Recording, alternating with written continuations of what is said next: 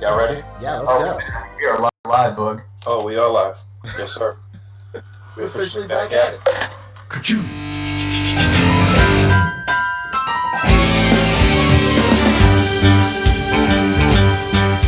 It's a rare condition this day and age to read any good news on the newspaper page. Love and tradition of the grand design. Some people say it's even harder to find. Well, then there must be some magic clue inside this gentle world. 'Cause all I see is a tower of dreams, real love bursting out of every scene. Please don't mind, it's the bigger love of the family.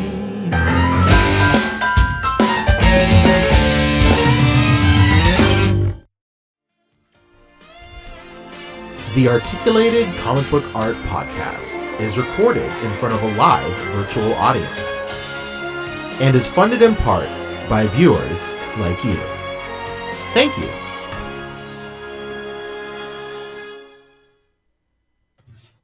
Yes, sir. We're officially back at it. Boog Nice coming at you with the Articulated Comic Book Art Podcast, episode 191? 199. 199. You know what? I thought about it and I was like, we getting close to 200. What am I saying? We're going to take a week off. We're going to fucking come back with 200. Sorry. I'm ruining everything. Telling shit all the time. But whatever. Hey. Nice. Got my boys with me. Fabster, Fan Cheesy, Rick Don will be joining us shortly. Good evening, fellas. How you guys doing tonight? How was your week? Let's talk about it. Oh, yeah. Another glorious week in the toy world, isn't it?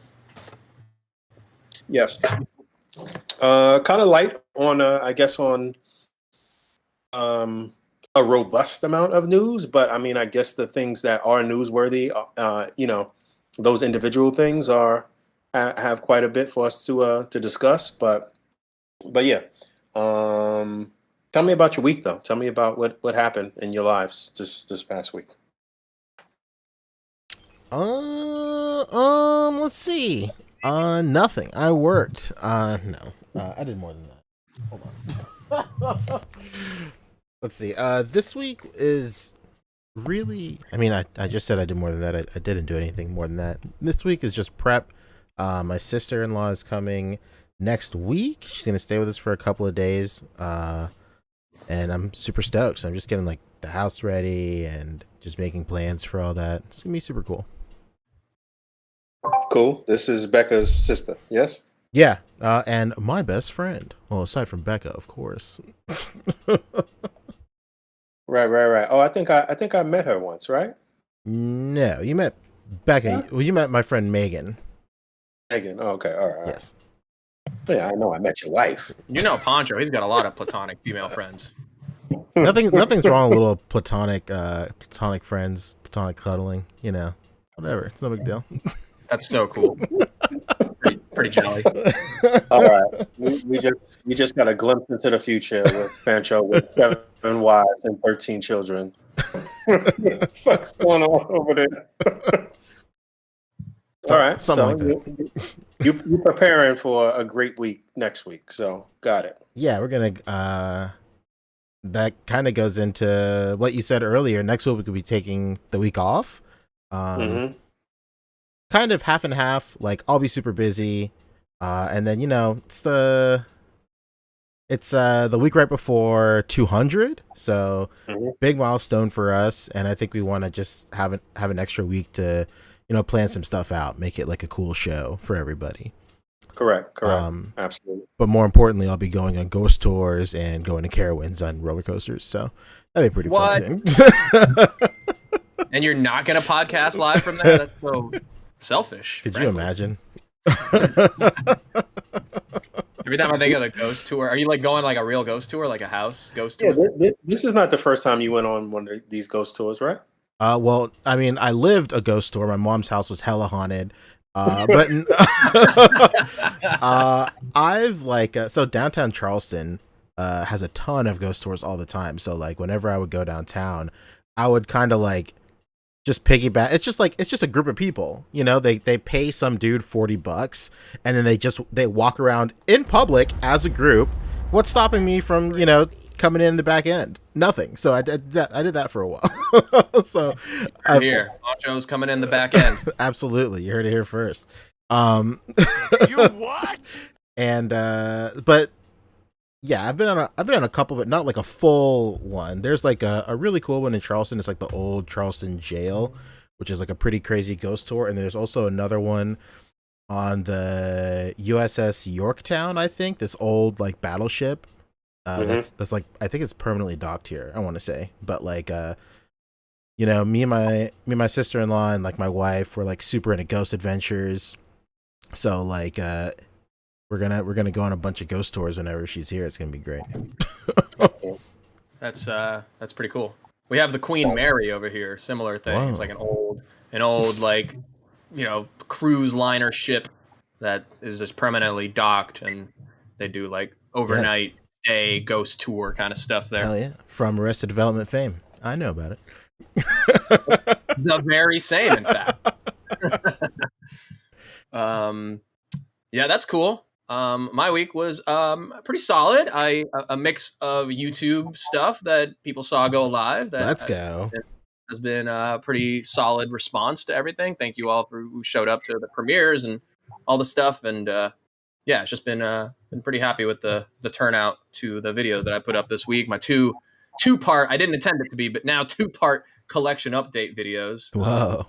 Part 1, just the boxes. Part 2, the details. Just the boxes. Incredible. Yeah, I didn't mean to make it like this Dune Part 1 sort of thing where you show up to the theater and everyone's like, all right, here we go, the Dune movie.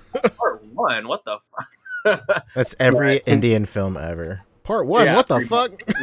Yeah, it's already lengthy. But you know what? That's fine, because that would have made Part 2 nearly 2 hours long. So it was quite a good response to those. So thank you. And then the reason I'm like showing up late right now and still in my street clothes is I just been like working and like testing for work next week and all that stuff. So just had to go like way far away in traffic to try to make a testing window, and then come back and get my groceries on the way. And oh, look, the line is massive at Ralph's, but I already have a cart full, so I gotta commit. I gotta get my groceries now. What kind of groceries you get?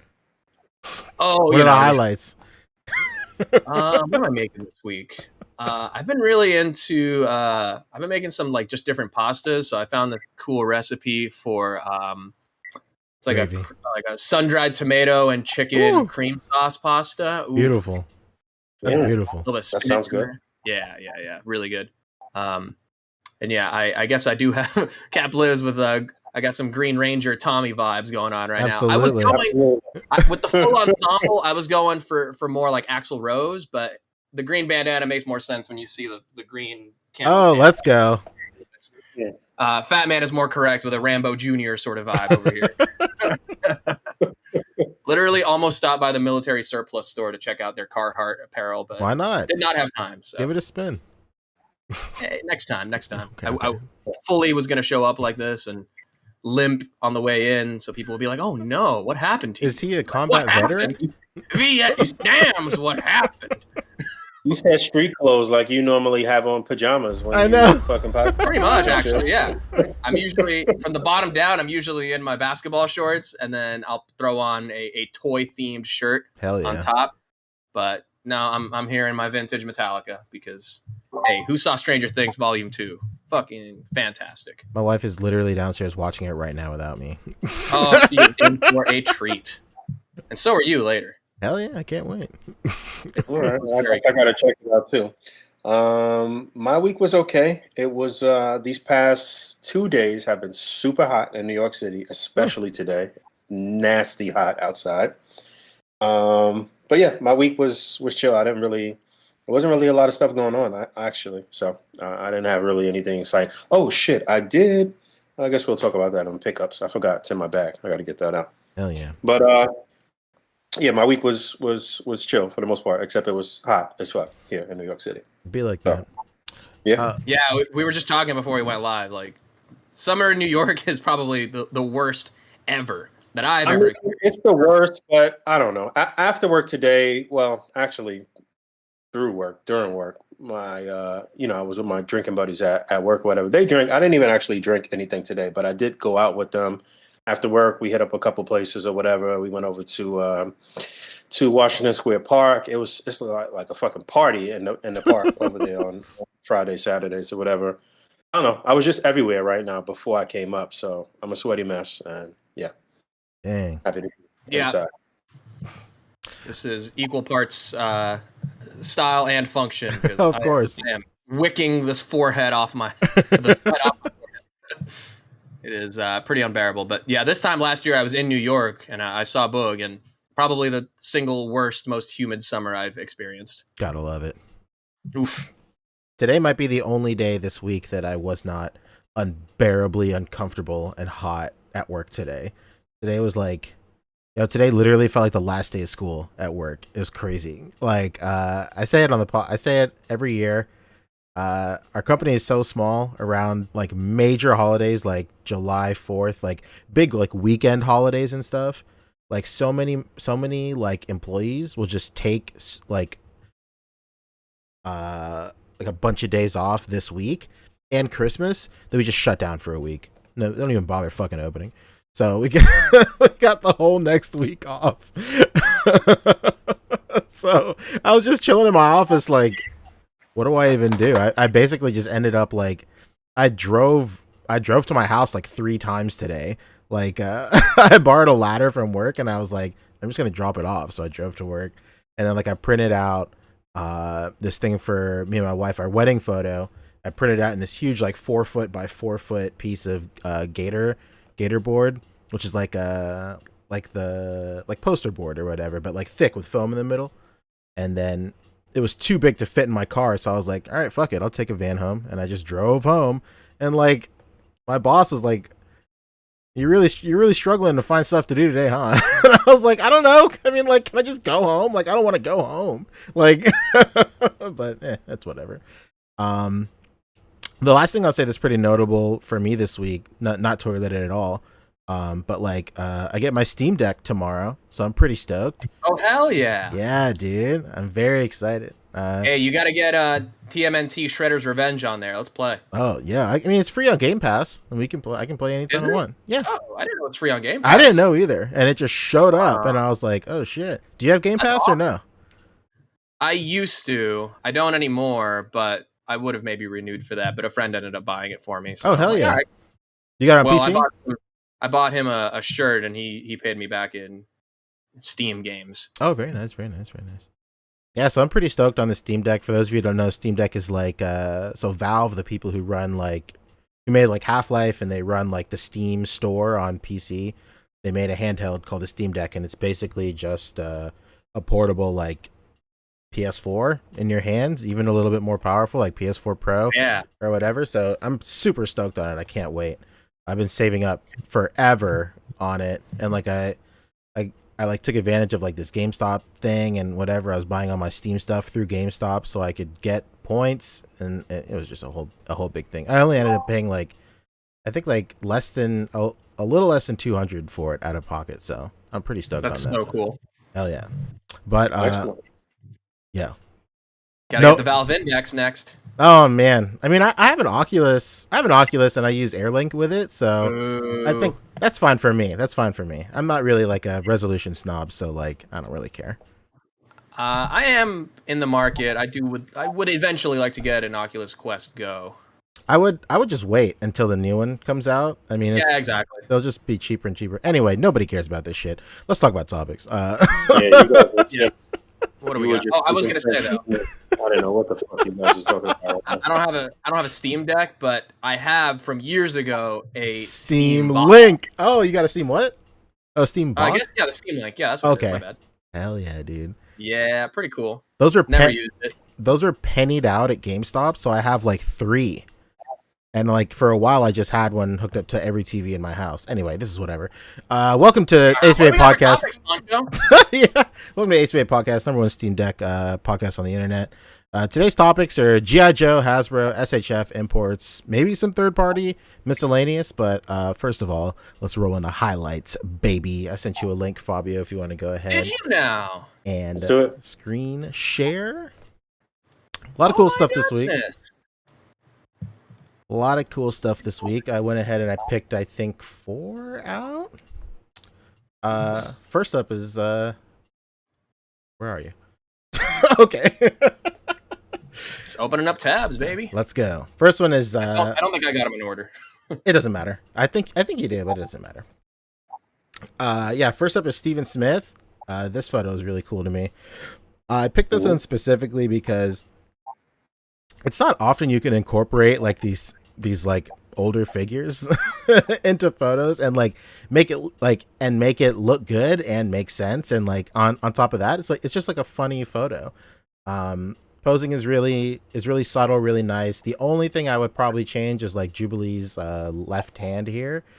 Her wrist is kind of pivoted a little too much backwards, but aside from that, the expressions on Wolverine and Cyclops here, they're really nice.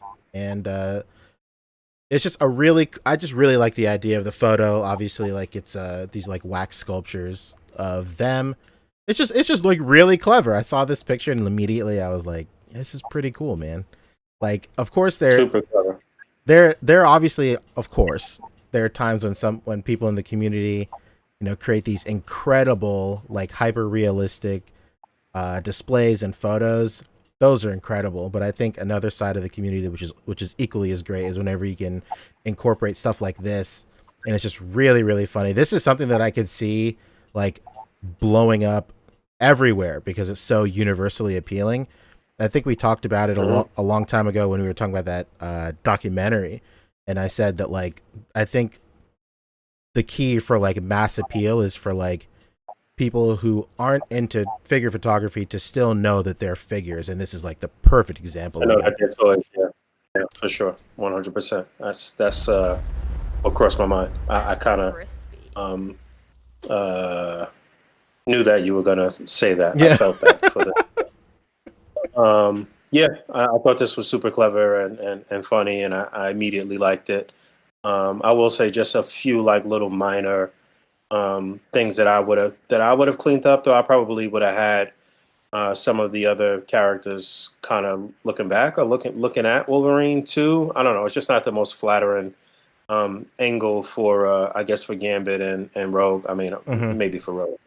But, I probably would have put Cyclops's hand, that left hand, like in front of his body. Hit that hand. Just like little minor things just to clean up and bring it all together.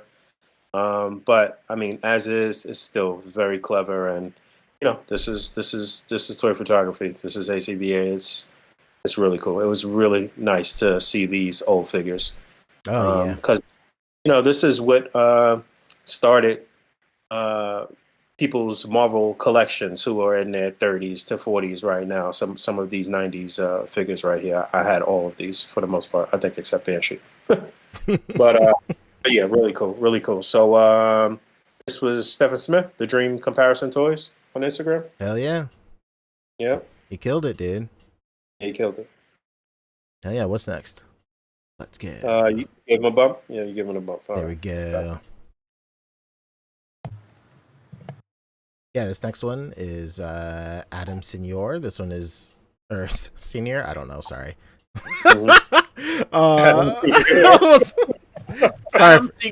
Sorry for appropriating. My bad. Adam Mister.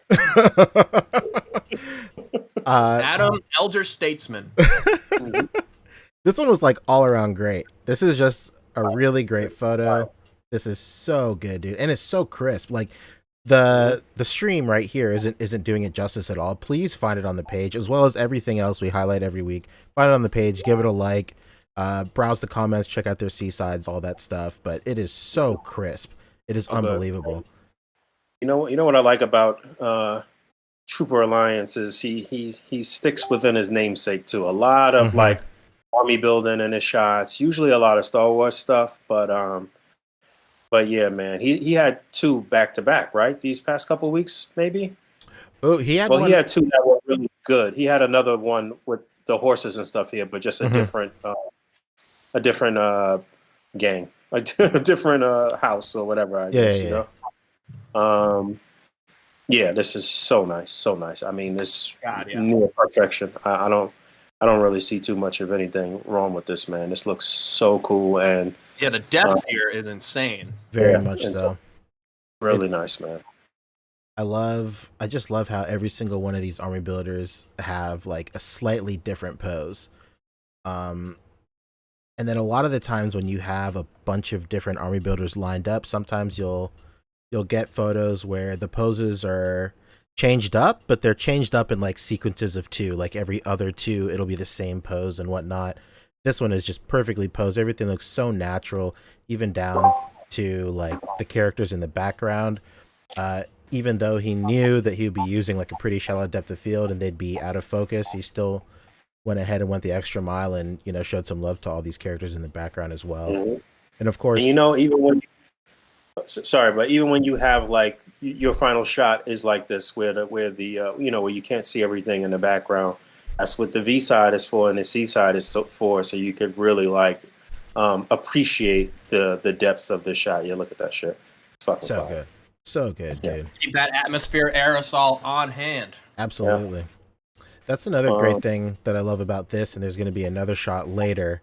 Whenever people use that atmospheric aerosol, I love how there are certain people in the community that use it to just add like this really nice fog and this distance of fog in the background, and that really helps sell like the depth of a photo. A lot of people just end up using it just so they have smoke in their photo and whatnot, which is great too. But I think the time when that stuff really shines is whenever you use it to build depth, and this does it in spades. It's so good. When you use it in conjunction with the simulated like daylight, it looks so good. But yeah, I'm not really a huge fan of just smoke for the sake of smoke and shit. Yeah. Absolutely. But yeah, this was really nice. Hell yeah, killed it, Adam. All right, what's next? Killed it. I think maybe the only thing I would like nitpick, just because this is so good, you got to go with like nitpicks. I would maybe try to tilt the head up on these guys a little bit so you don't see the peg hole on their heads. Oh, true. Just a tiny bit, if possible. Maybe that's like the torso too, but just one of those minor things. I can see that. Just to add on to what you were saying, P, about different posing for the army builds and stuff like that. That's something that I've been echoing for a long time too, about giving each individual character their own personality through unique posing, even if they're army builders, you know. Yeah, I just want to add that in. But yeah, this is so nice. Very good. Can't give it enough praise. Truly. Yeah, it's very good. Yeah, I heard this picture is pretty good. What do you think? I gave it a bump, so I think I'm gonna go ahead and say it's pretty good. It's pretty good. Moving on. Congrats, Adam Senior. Whoa. There we go. Sure. Harold, killing it as usual, dude. You know, I think I say it about a couple of people. I said it about Simon. I said it about Matthew Charles, I think, as well. This guy puts out so much heat every single week. It's almost as difficult not choosing his stuff every week. Yeah. You know what I'm saying? It's definitely one of those people that can't really miss. You know, it's they've really mastered their own. Or he's really mastered his own style. Like, you know, he's in that group of people that have their unique style, and within that unique style, it's very difficult for them to miss. You know, sometimes I feel like some people that are consistently really good, it's almost like the shit's so good that people don't even bother even liking it anymore. Sometimes, absolutely. Like, you know what I mean? You know, that happens. I know exactly what you mean. It's like at a certain point, it's like, all right. What else? Like, this is great. How much more can I praise this? Yeah, this is like the dude at the gym who's like already jacked, right? Yeah. All right, what are you doing here? Exactly. Basically. You've won. I wanted to highlight this one just because it's such a simple shot, but the way that he frames it and the way that he set up his display, really bring it to life. It's essentially two figures. It's this Godzilla figure and this helicopter. He has it on a wire and it's just out of frame. And then he has like a couple of buildings in the back. But I wanted to highlight this because Harold really has a really great technique of using bright lights. Oh, you right clicked on the thing there. Kind of, there you go, cool. He has a really great technique in using aerosol and bright lights to really build depth and like this sense of like infinity in his photos. If you look at the seaside, it's not really like a super deep display, right? In terms of like, you know, like size. It's just a couple of buildings back there and then a light and then a TV back there. But the way that he uses these bright lights and this atmospheric, and the atmosphere and stuff, or the aerosol, sorry, excuse me, he just kills it. It really, I really love that sense of infinite depth through the aid of the aerosol. I think that's like one of the greatest techniques you can have in your tool bag when it comes to like large scale photography, right? Like that also really helps the scale of this Godzilla figure. He's like larger than life. So it would make sense that he'd be in this huge, open, sprawling landscape, and this really helps it. And also that the things in the background that were in his path would already be damaged too. Absolutely. As he moved forward towards the right. And I like how you can see that a little bit right here. It's the silhouette. But you know, all you people at home, all you people kind of on the fence, on the bench, maybe, or you know, struggling with coming into your own style. You know, these C sides and the V sides are always a helpful learning mechanism, a learning tool, and you can see that how just learning how to frame up and crop a good, clean cropped and contained shot. You know, that's really, you know, what it's about. Obviously, there's a lot of work in building all of this and the depth and everything like that. But at the end of the day, you just need a real tight, clean, cropped shot, you know? So, you know, that's why we always advocate for working through your viewer and setting up through the viewer as opposed to setting up and then trying to find an angle. Absolutely. And one thing I was thinking of, and VLR Sierra 117 in the chat is saying it. I don't know if it's even possible with this little helicopter model, but if you had like kind of spun it and then taken the shot to kind of give a little motion blur effect, that would have really put it over the top. I was thinking the exact same thing. Maybe the rotor doesn't move like that, but yeah, that would have been. The easiest way to achieve that is if you just put like a lower shutter speed and then just spin the blades and then take the photo. Then you'd get it immediately. Or if your camera has a double exposure, then maybe you take one shot with the double exposure and then the other one with it spinning, or with it in another position, then you could kind of get that blurred effect as well. But not every camera has double exposure. But you know, it is what it is. Yeah, I wouldn't be able to pull something like that off either because my camera only has indecent exposure. You what? All right, cool. Yeah. Next. Whoa. Hell yeah, dude. This is good. I really like it. Brian always, this is Cap Lives, of course, Brian Carter. He always does a lot of like subtle, very like what do you call it? It's very calm, serene scenes and stuff. He does so many, but this one really stood out for sure, just because of the lighting. The lighting in here is unbelievable. He has great rim lighting on this character in the front. Spider-Man is just out of focus enough to where he's not really the center point, but you can still make him out. One thing that I see a lot of people struggle with is whenever they get a DSLR and they realize that they can crank that f-stop as low as it goes and get a crazy depth of field, is they crank it so low to where characters in the background are basically unrecognizable. They're just blobs of their main color. Yeah. But he really dialed it in here. I really think this is the perfect focal length for a photo like this. This looks so good. And we say it all the time on the podcast, you know, like subtle posing is one of the more difficult things to really pull off. And yeah, if this literally looks like a dude just standing there. It's so natural. And of Yeah, course, he does a lot of these type of shots, and sometimes too many. I don't like seeing it. But this one in particular definitely caught my eye this week. It's it's just so very good. nicely lit. I don't really like people mixing the lines and shit too much too. That's just a pet peeve of mine personally. But with the Spider-Man shot, you see he's got a variant here or Hmm. whatever. But the Spider-Man shot, because the depth is pretty much perfect. It just looks good. It doesn't matter.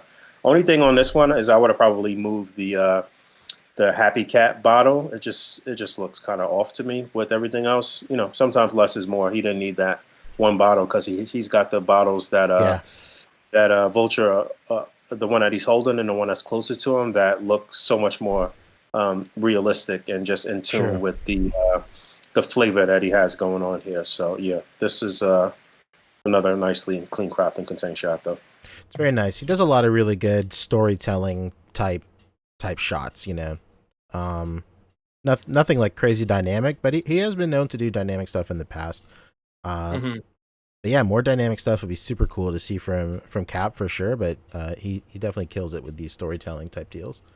But yeah, that's it for community highlights for sure. Good stuff, Cap. Brian, I know you're in the chat there, so congrats. I'll get you the podcast feature bump there. Hell yeah. That does it for community highlights. Damn it, I forgot to move the thing.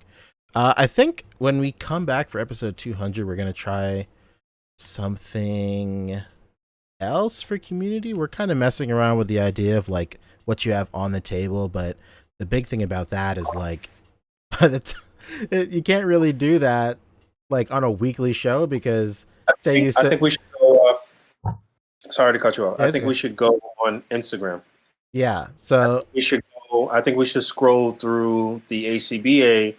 Instagram and scroll through some of the things that people are tagging us in for possible features and go through Mhm. some of that stuff. yeah, keep an Yeah. eye out on the A.C.B.A. podcast Instagram, of course, like the A.C.B.A. Instagram too. We'll share like a hashtag for you guys to like tag your stuff in for like what you have on the table. And then we'll take a look at them live on the show and whatnot. Kind of like a halfway in between of like a feature and what to grind on and whatnot. Just a cool way to see what the community is up to, like in the moment. Like if you're setting up a shot on Friday or Thursday or whatever, it'd be cool to see what you guys are doing for sure. Yeah, keep tagging us in your V sides on Instagram, on the A.C.B.A. Instagram too, because we share those, and then more than likely, if we reshare your V side of a particular shot, then we're going to probably feature the actual shot, the final shots. Very much so. Hell yeah. That Yeah, does there it. you go. That is it for community. Before we move on to top stories, somebody asked a pretty interesting thing in the chat. I figured we weigh in. Zen's Ox 2 asks, guys, what should I do with my action figure boxes? They're taking up too much space. How do you do it? So I guess the question is here, what do you do with your boxes? Do you keep? What do you keep? What do you toss? Well, it's a good thing I just put out a whole video on my YouTube that shows exactly how I store all of my boxes here. But that's not the case for every line. Obviously, like with something like Mezco or Imports, like it makes sense to kind of keep the boxes because they double as like storage. But any like domestic retail lines, like all of the boxes are in the trash. What you For sure. Yeah. Any Marvel Legends or G.I. Joe, that type of stuff. Anything that doesn't have a tray that you're going to be able to store your stuff back into, then I just toss it. I would recommend tossing it. But the neatest thing that you can do, or the cleanest thing that you could do, is have some shelving for your boxes, basically. I'm a sick individual. I have so many boxes that they're in my storage now. I keep all my imports. I keep basically every single import box I have. I keep, but for domestic stuff, I throw it away, like Marvel Legends, McFarlane stuff. I throw that stuff away. If there was one domestic line that I wish that I had kept, it would probably be Lightning Collection, just because the packaging for that is so consistent and the art style is like that really cool like art deco type like pop art. and that would look really cool, like all spined up and whatnot. But it's just too late, and I can't. Yeah, I can't I was justify. gonna say the same for GI Joe because you have like the numbering on each Oh, box. true. Yeah. Yeah. Stuff like that would look really cool. It's just Marvel Legend boxes are so are just so unaesthetic and so unappealing just because of the shape that they're in. Like they might have cool art, but now I guess with the windowless packaging, they might go for a more uniform thing, and they'll all be rectangles now. So maybe moving forward, they could do something Yeah. cool. But No, it'll still be that same kind of weird concave shape to it, but just without the windows. oh, Yeah. that sucks. No. Yeah, kind of. I mean, with Marvel Legends, the only packaging like worth keeping, or really keeping it in the package, is like the retro style one, so you can like hang them on your wall. True. But I don't know, anyone that I see a lot of people that have like the mainline release Marvel Legends boxed up and like pegged up on the wall, and it just I don't know. There's a real flea market look to that. Oh, yeah, I couldn't do it. If that's like the only thing you're doing it for, maybe like I don't know. I know exactly what you're talking about. I know a couple of people that do it that are friends of mine. It still looks bad. Yeah, I don't want it to look like store shelves, you know, or like the pegs like in the aisle at Target. I don't know. It's a fine line to keep that stuff, huh? Like even now, I'm contemplating on getting rid of like even some import stuff. Like I might just throw almost all my import boxes away except for SHF, like Dragon Ball SHF and stuff. You guys have no like you have no idea. Like it truly is. I could be on a TLC show any second now and I would fit right fucking in, dude. I like upwards to maybe 500 boxes. Like it like probably even Jesus. more. It's to the point where I don't even keep boxes in my home anymore. The only boxes that I keep here are my Dragon Ball SH Figure Arts boxes, because in my old room I used to have it displayed where there's a shelf that went across the entire perimeter of my room, and it had all the SHF boxes in order. But I haven't done that here, and the architecture here doesn't really allow for that. But all my import boxes are in storage, so it's at the point now where like I don't even get a chance to appreciate them. So like, what's even the point? I don't know. I'm one house fire away from just forgetting it all, right? Yeah, pretty much. Yeah. So that's my advice to you, Zens. Throw your domestic shit away. Basically anything that costs less than like $80, just toss it. And even then, like if you're not keeping the box to either resell or because you appreciate the art of the box and just the practicality of it, then just toss it. Yeah, that's where it comes down to for me, is like it has to be part of a display or it's trash, you know? True. Yeah. If you're not building an overall display with it, like you can do that with NECA boxes. I would do that when I had my NECA collection, is like have my open one and then the one in box to keep because of the art, because of whatever, you know? Absolutely. Yeah, P, you need intervention. We got to get over there. I really do. It's crazy. Yeah, what's it called? Collector intervention? For real. I gotta go on the same show that Sean Long was on. Shout out. Exactly. Still, I totally forgot about that. Hilarious. Oh man, love you, Sean. Yeah, let's get it. I just love the picture of Sean sleeping with his son the other day. Actually, hell yeah, dude. Wholesome shit for sure. That's his latest pickup. His latest pickup. Most expensive grill. No doubt. Yeah, 2-hour long unboxing live. Oh, no. Literal unboxing. Sorry. That's it. Whoa! You what? All right, let's get a GI Joe. Let's talk about it, baby. Oh, what's Joseph got going on this week? What does Joseph have for us? All right, so this was Yojo June that we just finished up. Today is the first of the month. It is July 1st, so we officially ended Pride Month and Yojo June. Let's go. At the same time. And those companies could not wait to change their profile pictures back. Very fast. So the speculation, well, we knew that we were going to be getting the announcement of an official and the very first GI Joe Classified Series 6-inch HasLab. And so the end of Yojo June was the opportunity for them to reveal what that would be. If you've been paying attention, you already knew that it was going to be a 6-inch scale HISS tank. And so that's what it was. And the live stream happened at about 11 a.m. Eastern Standard Time, if I'm not mistaken. But sometime within I don't know, before the stream was even done, the HasLab was actually live, and within I don't know, maybe an hour or so, they already had like 1,500 backers or some shit like that. Um, but yeah, the his tank here looks very good. These are mostly renders that you're seeing here. However, during the stream, they did have a prototype that was way more functional than I expected it to be. No, no way. Fabio, if you could click on the little play button at the top, I guess, at the top of their feed, and look at the live stream. I don't think it's here. Oh, really? I think it's on No. YouTube. Oh, it was YouTube. I'm bugging. I'm sorry. It was YouTube this time. Sorry. All right, I'll pull it up.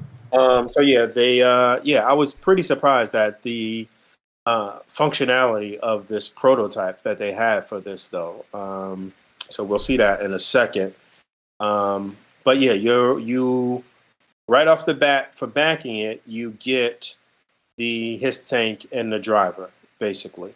They did let us know that there were going to be an opportunity for like an early bird special incentive where anybody in the first 8,000 people to back it, or 8,000 backers before the 6th of July, we're going to get an additional driver and like a special deco designed by Homeboy here, if I'm not mistaken. There was some confusion with the wording of that because they made it sound like if you are in those first 6 days or 7 days or whatever, then you would get the figure. But it was just overall, if it's funded in that week, then everybody henceforth will get the extra figure. Oh, I thought it was only the people that backed within before. I thought it was only the people that got in before it hit the 8,000. Yeah, and Bird. as long as that would happen before the 6th. Nope, everybody's getting it. Everybody's getting it. Okay, everybody's getting it now. So if you back it on the final day, just because it hit the goal before that early bird special window or whatever, everybody's getting it. Okay, all right. So that's good. So it was good. I think they learned a valuable lesson from some of the failures of the past. They told you that they were from Mattel too, because Mattel had to do the same with their Mattel Creations WWF ring. Right, correct. We talked about how we were kind of almost betting against that and thinking that that wasn't fun, and that did get funded at the last moment. But yeah, a lot of functionality here. The treads look really nice. The finish is going to be nice. There's going to be lights and stuff. They did tell us that there's going to be 4 unlocked tiers, so every 2,000 more backers after 8,000. We've already hit 2 of those tiers, so we've already seen 2 of the unlocks. I think they messed up and got it backwards, though. I think the second unlock tier that they showed should have probably been the first. Really? And what are they? Yeah, I just felt like it was a little anticlimactic with the second one that they put out. So the first tier was some missile attachments that could go on either side. Okay. So yeah, there's that. And then the second tier was some. It's not even shown here. It's on Hasbro Pulse, maybe. Oh, there it is. So a retro style canopy and tread cover. So that means you get the clear canopy and these tread covers, so that way it'll look more like the retro design. So people that weren't really or didn't really care about this more sort of modern look, and you wanted it to look more like the original toy or the original design, then you could fit these on there and well, that you have to get too. Well, did the right? So I think a lot of people, a lot of like die-hard GI Joe guys were already on the hook for 2 anyway. So I think people are definitely getting multiples of these. I mean, technically, it's an army builder, a vehicle builder, and shit. It's not like there's only one HISS tank. So yeah, you can get as many as you can afford, I suppose. But they needed 8,000 backers to start this project, and it is $300 a pop. It comes out to about $351 or something like that with the tax. Free shipping though. Gotta have it. So yeah, this is it's a little pricey if you really think about it. I guess in comparison to the Sentinel or Galactus. I mean, is this the same as the Sentinel or Galactus in terms of I don't think so. Plastic and things that you get and like the scale of it? Like I don't think for plastic, maybe it kind of gets close, but like we're talking more than plastic here, right? Like Sentinel and Galactus have tons of articulation and like articulation technology and stuff. This is a car. It with a wheel, the simplest machine on the planet. I mean, while it does have some articulation, if you will, true. open up and whatever, and you could get troops in there. You could get somebody on the gun turret. You could get the driver in the seat, and there's obviously playability and shit with it. But yes, it still seems like if these next two unlocks are not something really tremendous, then maybe it's falling a little short in terms of bang for your buck. I wish this would have been $199. Like $199 is something I would feel pretty comfortable paying. It's a large vehicle. It's going to come with a bunch of different stuff, and it comes with a figure. $199 feels like a good sweet spot to where when you think about that it comes with a figure, you still kind of can trick yourself into thinking you're getting a deal, right? Two figures. two figures and two figures that that's true. Okay, damn. That they claim are exclusive to this release, and that won't be that's how they get on store shelves. So and if you're a completist, you must get because the package will be numbered on them. I wonder. We are right now in the campaign. Can somebody look? I can't get on the site. Speaking of like the exclusive figure, I remember when that one Star Wars #1 Star Wars podcast, the bad guy ships. What are they called? The stormtroopers fly. What are they fucking called? The TIE fighters, or the TIE fighter. Yeah, the Black Series TIE fighter came with an exclusive pilot, and then 6 years later they just sold him. Fuck it, on a single card. And I distinctly remember so many people were like, okay, I'm in because it comes with this exclusive guy. For sure. That's even the same mental gymnastics I applied to myself when I got it. And I was like, all right, well, I guess I'm getting an exclusive figure. This is pretty cool. And then they just release them regularly. I mean, granted, it was years later.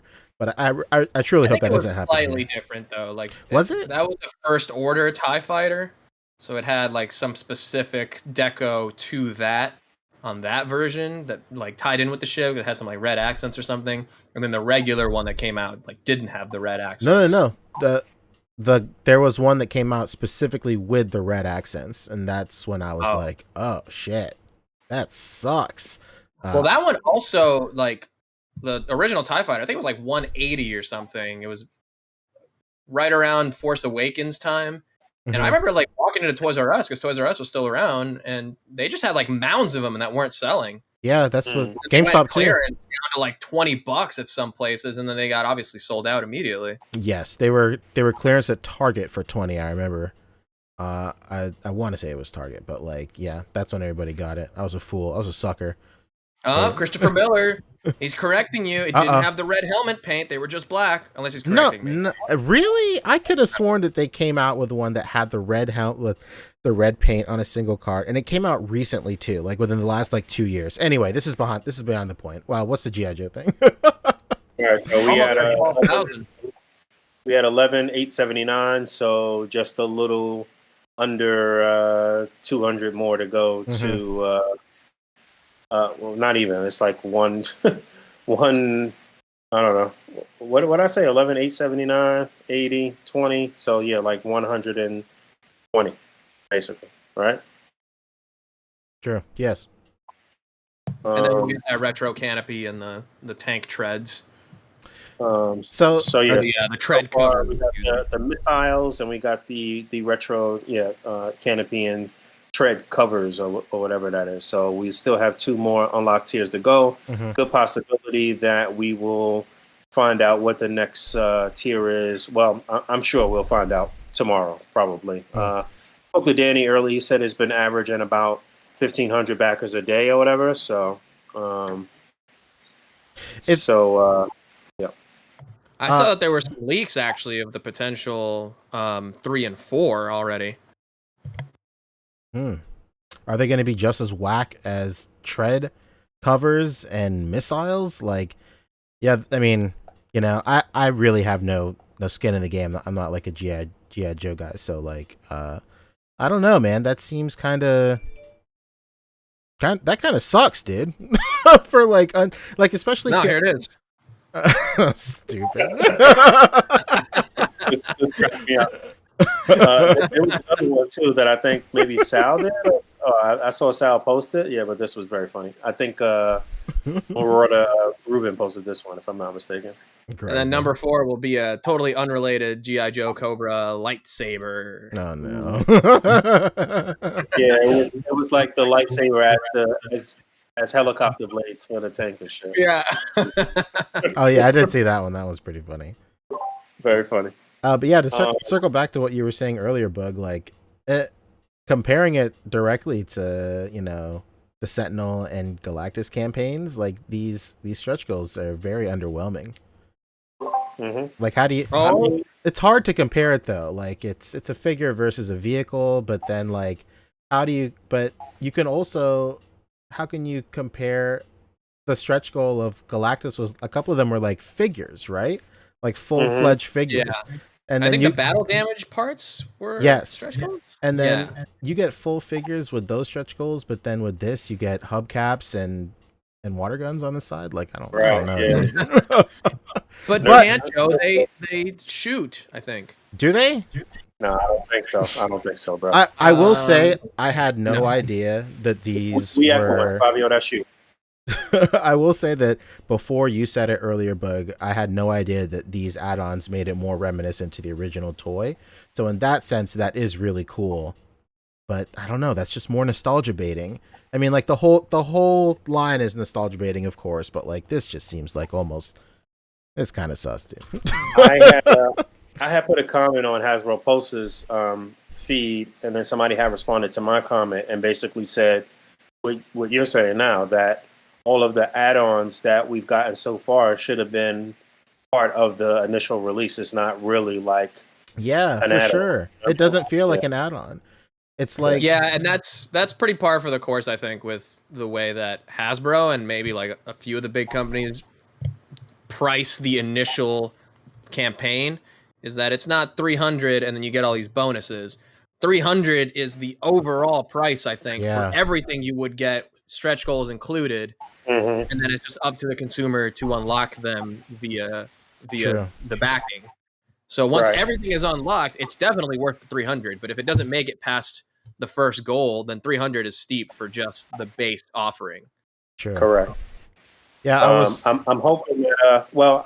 Let's hear from some of the people in the comment section, on the chat rather. What are you guys wanting, and what are you thinking for the next 2 goals? I think the only comment worth listening to is Christopher Miller, who said that I was correct in differentiating the TIE fighter pilots. Thank you, Chris.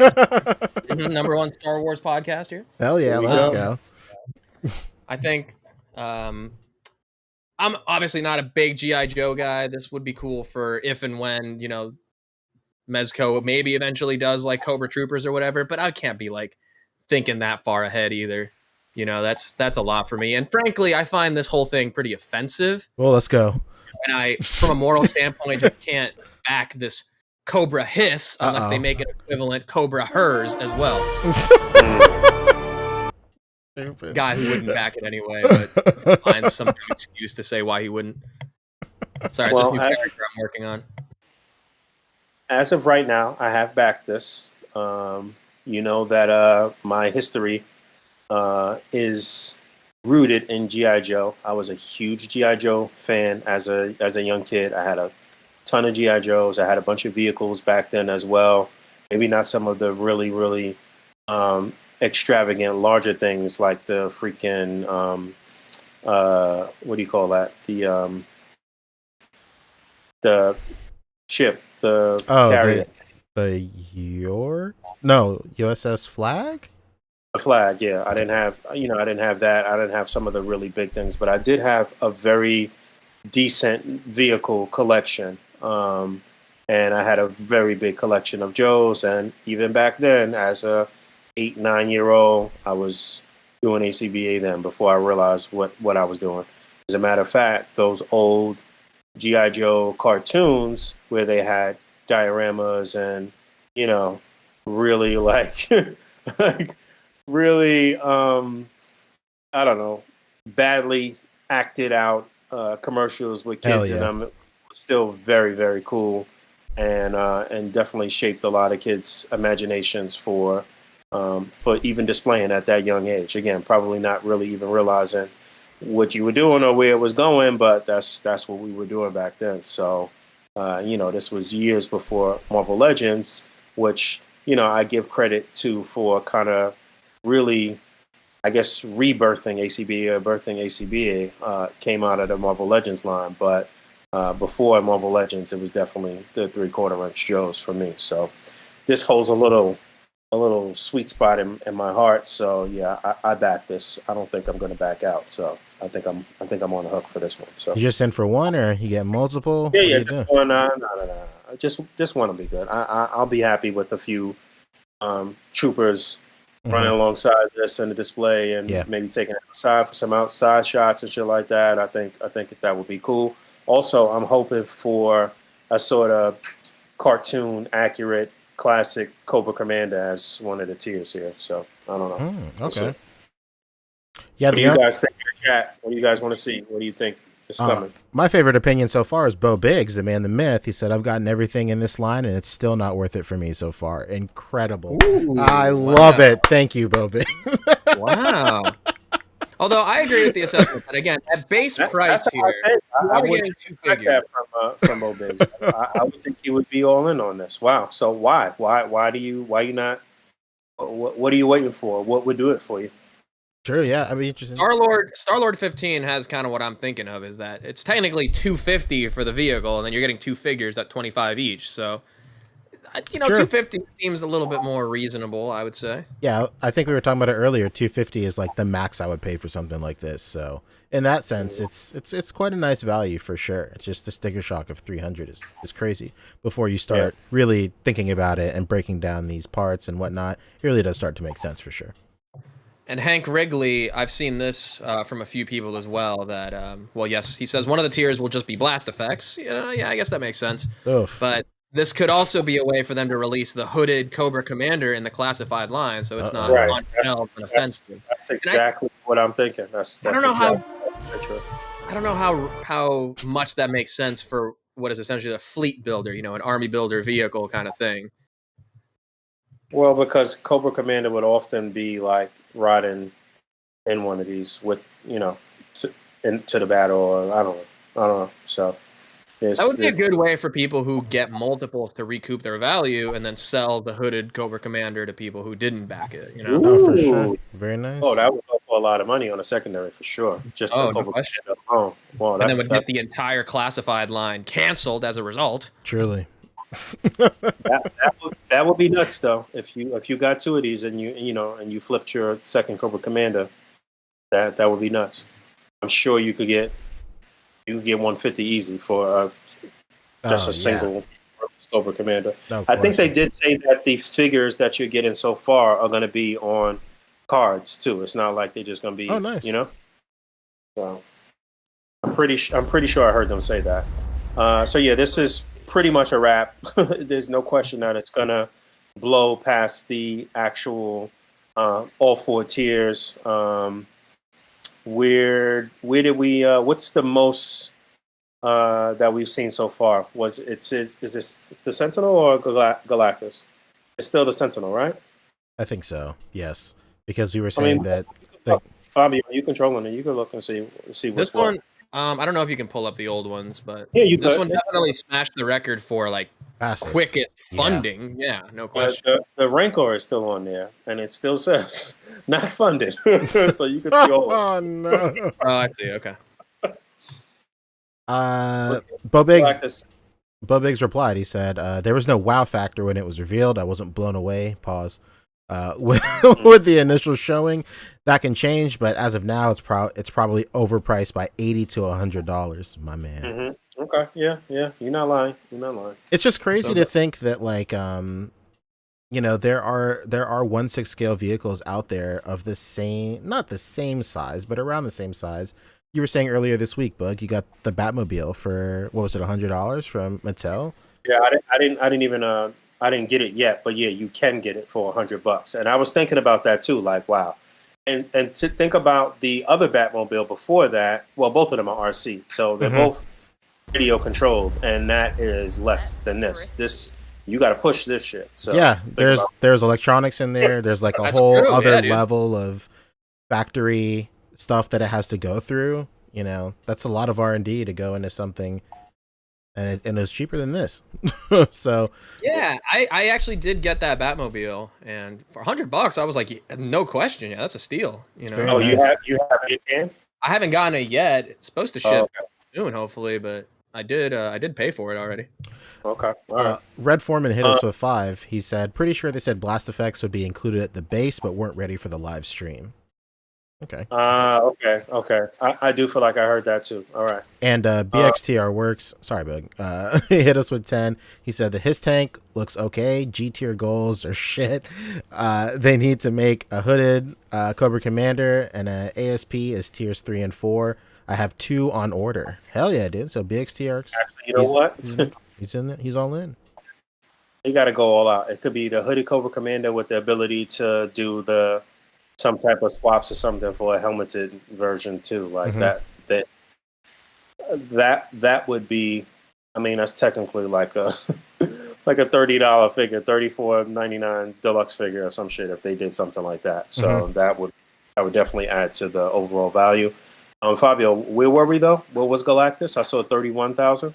So the Sentinel was 21, basically 22,000.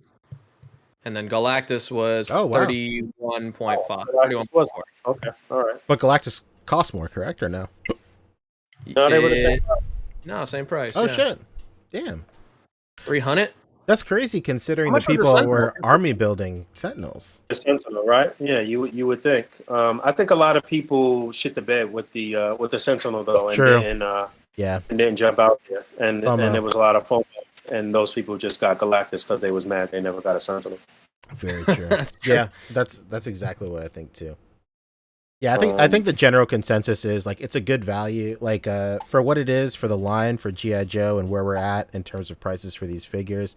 The value is there, but the reveals have just been a little lackluster so far. Like you said earlier, Fabio, it's very apparent that they knew what they were going, that they they knew what they had at the very end, and then they piecemealed out the extras for features. Yeah. Which is Video game industry practices strike again. where exactly. Well, they make you pay full price for the game, and then the DLC is just stuff that they cut out, yes, exactly. include as DLC later that should have been in the base game to begin with. Absolutely. And we were All right, talking.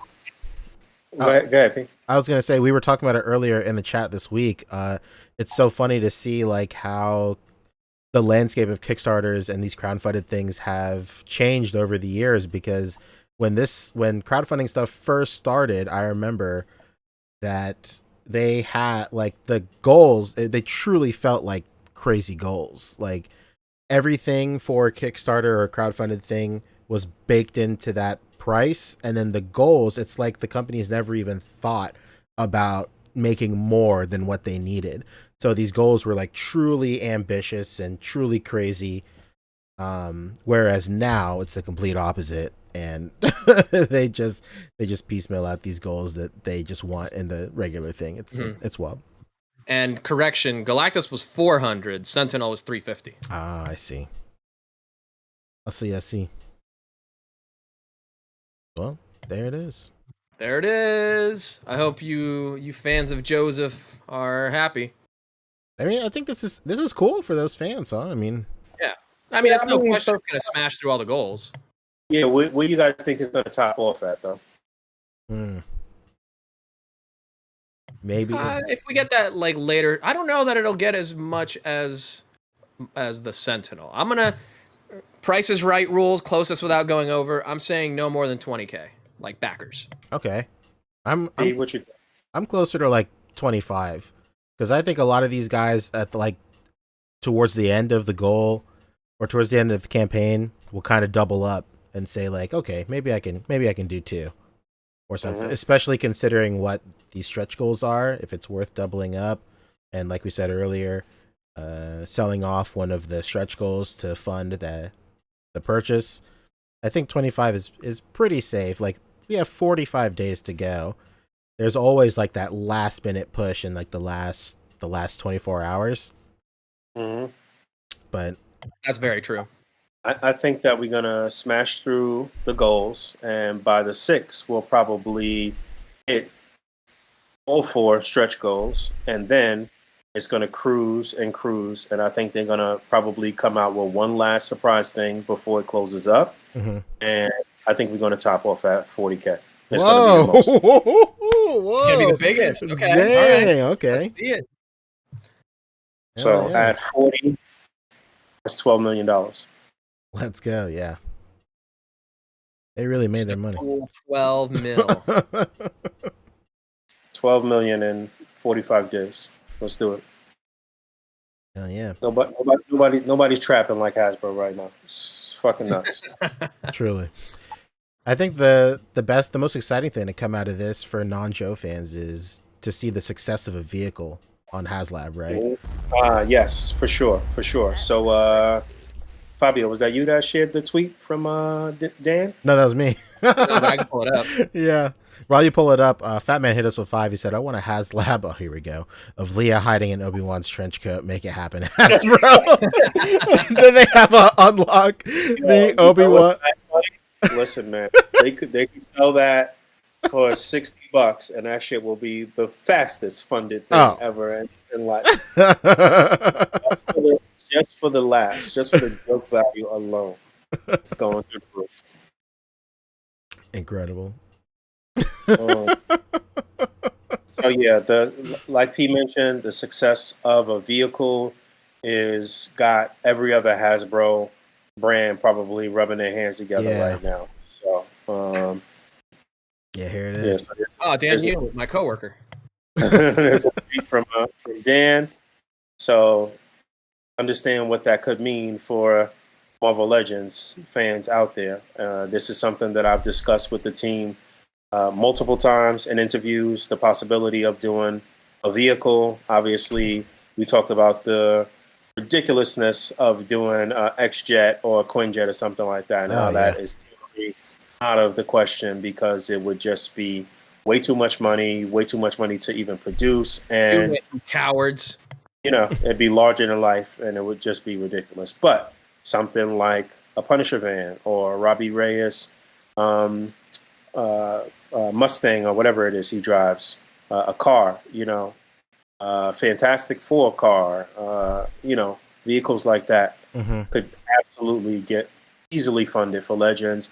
And I think that they could actually be a little more conservative with it, and it wouldn't need to be $300. If it was a fully loaded Punisher van, would they play themselves and make that $300? I don't think we'll see a Punisher van. The imagery of the character has just become a little too problematic in recent years, and just the idea of like a militarized van that shows up, and it's got all these weapons, and it's got the skull motifs on it. You would get it if they do the new skull. We got a tank with Trenton missiles. Tank, yeah. Yeah, but you don't see corrupt cops using the Cobra symbol as their imagery. That's true. Give them time. That hooded Cobra coming fast. We are getting very close to America being a total fascist regime. So yeah, give it a little time, I guess. But yeah, man, Robbie Reyes Ghost Rider is something that could absolutely Oh, happen with some great tiers and some great add-ons. I wouldn't rule out the Punisher van either because that's what HasLab is for. You know, it's for some shit that wouldn't rock at retail. So True. I think the Blackbird honestly makes more sense. It'd be massive for sure, but I could see it. Quinjet more attainable. I could see that too because it's their two biggest brands, is Avengers and X-Men. So Right. I mean, unless they do like a spider buggy or something like the Spider-Man car, Hell you know. yeah, I have one. They sold it at retail. Yeah, that's badass. Red Foreman hit us with 5. He said, if the Hiss is super successful, will they take a chance of vehicles at fan channel retailers? What do you think? Yeah, I could see that happening. I can see it too. Yeah. I'm still thinking about this Ghost Rider thing and how they could break that down. Because they could do the Ghost Rider could be like a ode to Ghost Rider over the years, and they could do Danny Ketch, they could do a couple of motorcycles and the car, and you know that could all be part of the whole. But does Ghost Rider as a character and a brand have enough power in this day and age to like move that many units? I mean, it's the vehicles. It doesn't even matter. It's the fact that you'll get those vehicles and you'll be able to like swap parts off and use the vehicles for anything that you want and shit. Like, you know, so I don't know that Ghost Rider has that kind of pull for a HasLab, even on the basis of it just being a vehicle, you know? the only one way to find out. Cozen, I think it has the right answer. If you want Robbie's car, just get the Mattel RC Batmobile and then glue some Right. flame effects. Yeah, pretty much. Pretty much. Yeah, I wish I'd gotten 2. Yeah, it's still time. Tachyon Transmitter hit us with 10. He said, hey guys, I know everyone always wants one-tool vehicles. I'm sure like a lot of people I have limited space for my hobby. This Hiss tank is perfect for me because it'll fit on a normal shelf. Hell yeah. For sure. Yeah. It's not like you got to worry about it tumbling off the shelf or Yeah. it's not like massively huge, something you could probably sneak into the house past your significant other. Very true. Yeah, if they go nuts on like a Quinjet or something, like where are you gonna put that thing, dude? Like who has the space? Gotta hang it from fishing wire. At the end of the day, it's Quinjet or your wife. So Easy choice. Yes. what's it gonna You can't be? hang your wife. Well, it's, you know. Wait, hang on. You what? No, but really, I think as far as like vehicles go, if DC Collectibles could do, you know, the Batmobile and the Bat Jet and everything years ago, yeah, those were expensive, and the Bat Cave even, you know. True. The Batcave was a spectacle. Exactly. Like I don't know that. I think Legends may stay in the pocket of just doing big figures, you know, and I don't know how deep they'll go into vehicles, just because any vehicle that would be worth, you know, the HasLab branding, I guess, would just be like massive, like again, like a Quinjet or like a Blackbird, and Punisher van is probably the most doable, but again, I just don't know that like how that's been.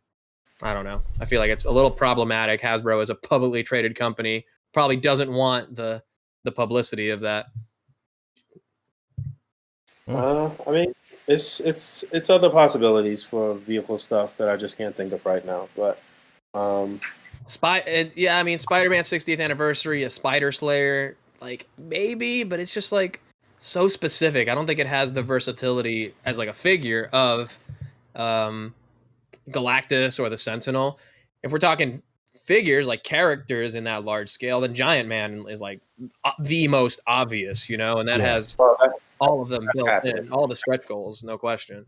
100% that's happening. So It's- I wouldn't even worry about it. It's so funny you bring that up, Fabio, about Spider Slayer being super niche, because that is literally what crowdfunded projects are built for. But now these HasLab things have just morphed, especially with this, into just easy money. Like that's not even the point anymore. To give an extremely niche corner of your fan base exactly what they want because it would never reach retail. At this point, like they could have easily just went the normal route for making this Hiss tank and it would have sold gangbusters anyway. But by putting it Correct. behind a HasLab thing, not only do they get their thing funded for free, basically, but they also have the good like metrics of look how well we're crushing these like HasLab things. They created a Yeah. goal to fulfill it. Well, Again, like I want to see. I think again a Punisher van makes sense. It would be within the realm of possibility, but just how like messed up the imagery of the Punisher has gotten of like an unmarked black van and otherwise unmarked, but just with skull symbol black vans has that negative connotation. The only way they can make it worse is if it was a U-Haul container full of dudes parked outside of a Pride festival. No. Like it's that kind of like twisted imagery that I don't know. I just don't see it happening. I think if they time it right, it could work. If for some reason Punisher gets, rebooted through Disney Plus, then if they do it right off the heels of that, while the atmosphere around the Punisher brand is in this like positive spot, where then it could work for sure. But I think that's probably like the golden hour for them to do it. Like Ebony Leopard's saying, they even changed the Punisher symbol because of the controversy. So at the very least, you would get the Punisher van, but it would have the new symbol that like, people wouldn't care. I don't think they would do that. I think they would still go for the classic symbol if they were going to do it. If they were going to take the risk and do it, I think they would take the full risk again because it is a crowdfunded sort of niche thing. But I don't even think that's whatever the next HasLab is. They already have it planned. They already said that, so it's not a vehicle. So I highly vehicle. Let's catch up on these super chats real quick. Like Seriously, Pock Photo says, I was thinking they might go with MCU this year for HasLab Quinjet since it's the 10th anniversary of Avengers. Either that or a Hall of Armor. I think a Hall of Armor would pop off. Hall of Armor would be sick. Yeah, Hall of Armor for a HasLab would pop off. Diehards were already spending $250 a pop on import Iron Mans to build a Hall of Armor years ago. I think that they'll be okay with a HasLab. Whole, like Mark 1 through 7 Hall of Armor cost me a lot of money and over a long period of time as well. Absolutely. Just to finally get just Mark 1 through 7 in the Hall of Armor, and I have yet to even shoot them all together in one display. And it was like they could do that whole lab. In fact, Ooh, all that'd 7 be sick. docs, 1 through 7, plus Tony Stark's workbench in the middle and like the platform. That could be interesting, like a full-on set. Yeah, that would be something to do for sure, and it would rival, like you were saying earlier, how DC did the Batcave. That would just be their Batcave. Be super great. Cooper Steve hit us with 5. He said, after Star Wars trying 112 ships, I'm not surprised Hasbro being hesitant going into 112 vehicles. Yeah, that's exactly what we said, what Fabio said earlier. They were on clearance everywhere. So, for sure. Those things are just huge. They're humongous. Danny LeBlanc, friend of the show, hit us with 5. He said Ghostbusters Echo 1 would be a good HasLab. Yes, 100%. I want that.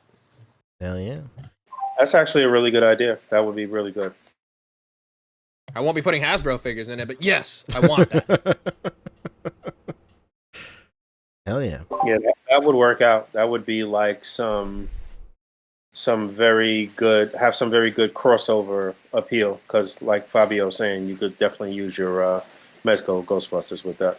Or your Diamond Selects, or your old school Mattels, like all of them. Yeah.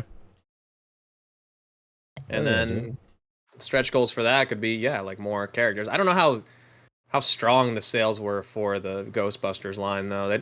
They did, like 2 waves? I don't think it really lasted long. They're movie specific, too, so, kind of a little handicap there. Well, the later line was. I only bought the Bill Murray, so I can have a Bill Murray head sculpt. Mm-hmm. Well, pause. You what? But yeah, that does it for Hiss Tank. Record-breaking campaign. Hell yeah, dude. All right, what's next? Next up, I put Hasbro on here just in general. I wasn't sure if there was any Marvel Legends news. I don't think so, but Oh, I guess one more thing for the Hiss tank here is that today they revealed the possible colorways for the second figure, the Hiss Technician. Hmm. Hiss Tactician, excuse me. Oh, that's a Yeah. big knife. Jeez. It's a bayonet, actually. It's as long as the gun. Yeah. Incredible. I think what people are talking about the most so far is the black and red. Obviously, they've got excellent taste. This is probably the best one. That's very cool. Yeah, I put Hasbro on here to talk about starting lineup. Little SLU. Yeah, I know nothing about sports ball. You guys take it away. Well, he's a sportsman. He's got a ball. Yo, is it just me or does that logo look like the Space Jam 2? It just has Space Jam 2 vibes. Everything about this. It's just me. Whatever. I wish Rick was here because Rick is like super excited for this. Rick and David Walton, they're all over it for sure. Well, I see pinless knees already, double jointed, probably pinless elbows too. Let's pray. Makes sense. They did, I forget who did it, but they had that like NBA Heroes line a few years ago, right? Yeah, Where they had did. The soft goods jerseys and all that. Mm-hmm. That's something I wish they would have done. It doesn't seem like it just from this render that it'll be, There's regular jerseys, hard plastic. So we'll see. And even you can see some clipping here where they have it posed up. So. Oh yeah, there's definite clipping right here, right below his wrist. Yeah. Which is crazy because to be an athlete, you got to be pretty nimble and flexible and whatnot. Hard clothing usually doesn't bode well, So what you guys think is going to be soft goods? No, I don't think so. I was just saying like their choice to go with not soft goods might hinder the articulation depending on what it is. Like, will they have cuts in the jersey or will it be like a soft rubber jersey and then the buck itself will have cuts? If that's the route they're going, that kind of sucks. If they had a cut just for the ab to bend down, or matter of fact, they don't even got to use that type of cut. They could use the torso ball peg thing in the pelvis type articulation, double jointed knees, shorts above the knee, waist swivel, and that's also a whole upper body swivel. They could use the upper chest cut if they wanted to, I guess, like right below the pecs. Yeah. They could finesse it. Nice. I don't know. I'm a little confused about this whole collaboration though. Who knows what's going on here? Oh, this used to be an old line, correct or no? No? I mean, it's starting lineup. Is that what it is? Yeah. Yeah. Yeah, it definitely used to be a starting lineup. No, am I thinking about the cards? Was that You're thinking of McFarlane Sports Picks. No, those were statues, basically. Right? Well, the only other like articulated, NBA line was that NBA Heroes a few years ago. There was starting lineup was originally produced in 1988 through 2001, first by Kenner, then later by Hasbro. Okay, all right. So they kind of go back to their roots then, huh? Yeah, they had done it before. Yeah, these were just statues, basically.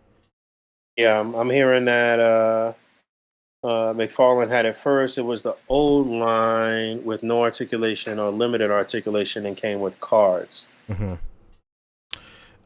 Vince Garcia is saying 5 points or less in some cases. Back in the 90s, they were minifigures. Animal Beast. Hell yeah. Ebony Leopard said they were minifigures that came with basketball cards, usually of the year of the toy. Okay. Hell yeah.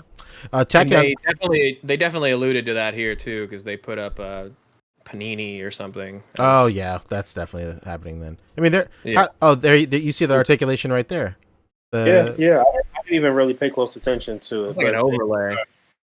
They are showing some. It looks like a butterfly joint. Yeah, it's going to be a whole ball jointed upper torso and that lower torso. It looks like from if this is true. I don't know. Not having a traditional ab crunch is kind of strange to me. Yeah. It For a might be basketball player. under. It might be under the overlay. Yeah, that's what I'm thinking too. But even then, like depending on how soft this overlay is, it's practically worthless. Right. Tachyon Transmitter hit us with 5. He said, Boog, what engineering do you think they'll do to let people palm the ball? Will every player have a ball holding hand, pegs, magnets maybe? What do you think? Yeah, I think it'll be one hand that'll have a peg, Yeah. and the ball will have a little peg hole on it. Or it'll be the whole hand that pegs in and it already has the ball attached. Yeah, or that. Yeah. There'll be 2 balls, if you will. Let's go. You what? I think it's going to be a hand with a peg and then a ball with a peg, just because I think if they do a hand and a ball at the same time, then they have the extra cost of doing 2 deco passes on that. Or if the hand is already molded in the color, then they'll have to worry about deco so bleeding into the more ball or whatnot. it makes more sense with an interchangeable hand that just has the peg on it. Yeah, the dream is for magnets, right? But of course, that's extra parts. That's never going to happen on a domestic line. The more, yeah, and it's just costs way more. So that's unfortunate. The thing about this is that you need quite a few unique sculpts. Yeah. So these might be fairly expensive. Yeah, like there's $30. How are they gonna? I'm thinking. Yeah, 30 seems fair. I could see them. I don't know, dude.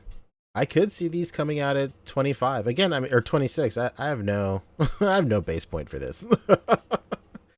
And you bring up a great point, Boog. Like, it's gonna be everything is gonna be different for these. I mean, you can get away with a couple of different bucks, and then just switch up the head sculpt for a lot of these guys. But even then, the opportunity for colors like palette swaps and deco swaps is very limited, unless they do, players that have played for 2 teams and then they just do a deco pass with each team that they played for or whatever. Or they could pull it off like McFarlane, or even like Jazzware's AEW, where there's a chase that's alternate gear, like home and away jerseys. Yeah, Mofex did the same thing with their Michael Jordan. They just had him in his regular Bulls and then like his All-Star jersey, I think. Yep. It's very possible, for sure.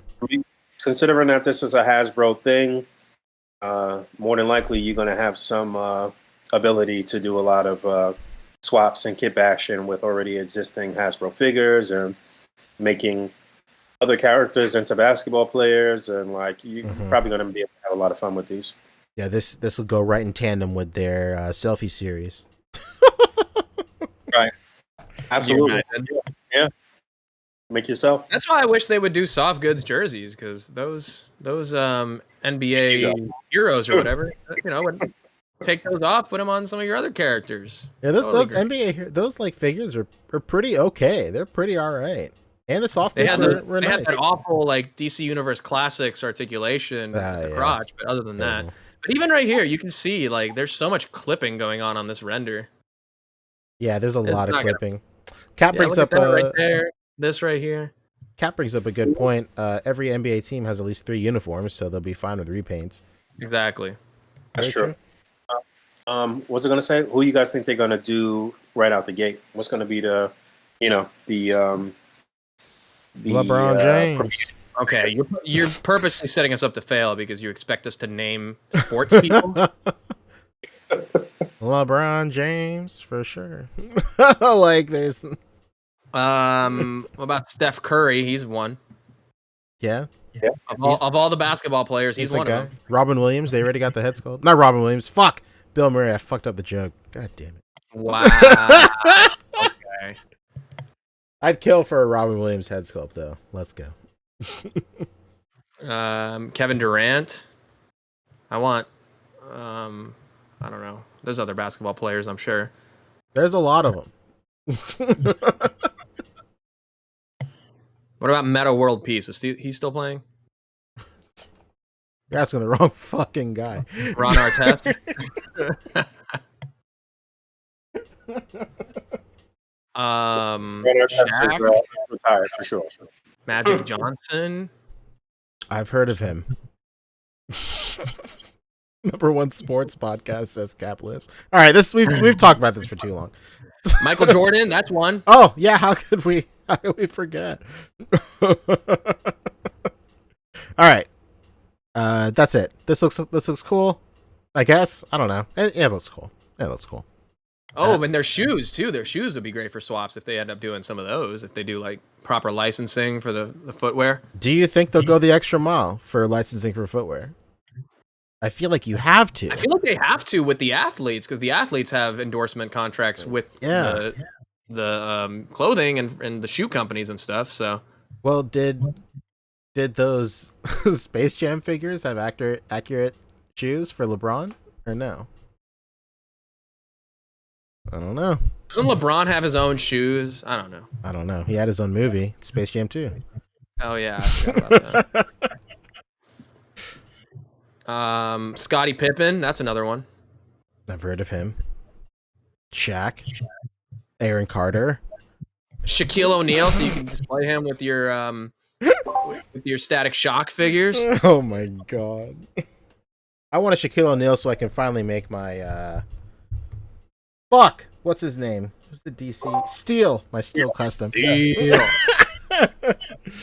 Oh my god, Tiny Howlett. Yes, Dennis Rodman would be the best. Hell yeah. You know how many color swaps you could do on a Dennis Rodman? Every figure would have a different hair color. You just set the deco applicator to random. Every shit's different. Cap What was I lives. going to say? You could have him with a plane ticket to North Korea. Oh no. It could easily ruin each one of these by not getting the footwear right. Sorry, I was snacking on something, but yeah, if they fuck up the footwear or give you some like generic like bullshit, it might be kind of whack, man. Yeah, I would really. Ebony Leopard, greatest comment of the night. Who was Aaron Carter? It's the guy who beat Shaq, baby. Then I want Lil Bow Wow from Like Mike. Oh, let's go! Yeah, I'm wondering if they're gonna go like kind of legends out of the gate and do like classic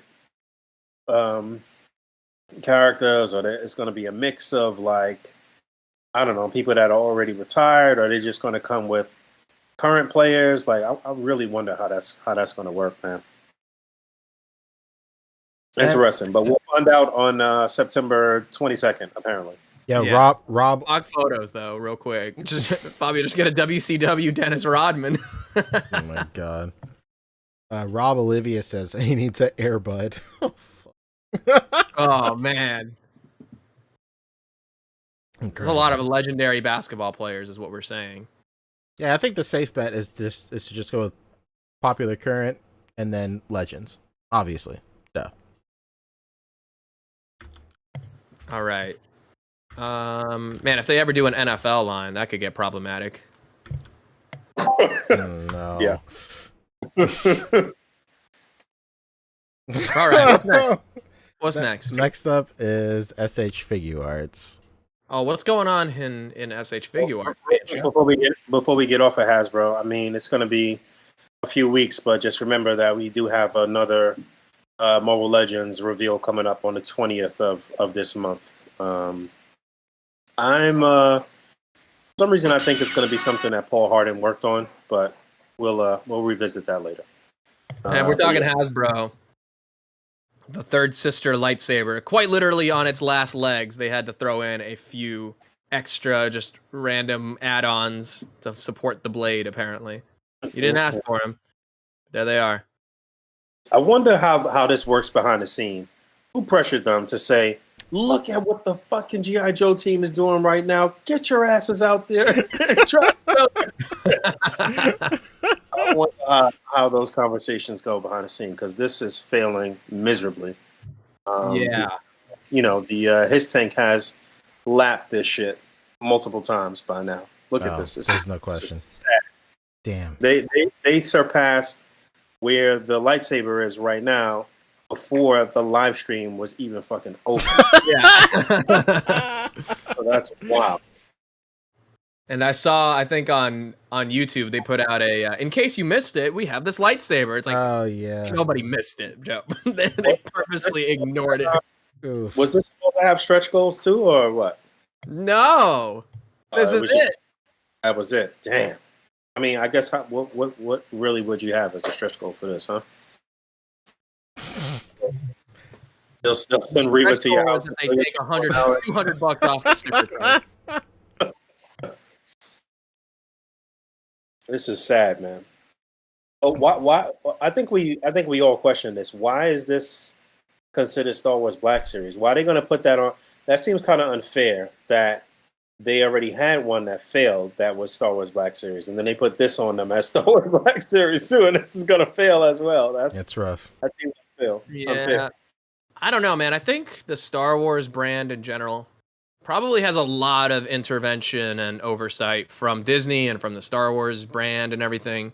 So the product that they make and how they brand it is like way more dictated by the licensor, than obviously something like G.I. Joe, which Hasbro owns outright.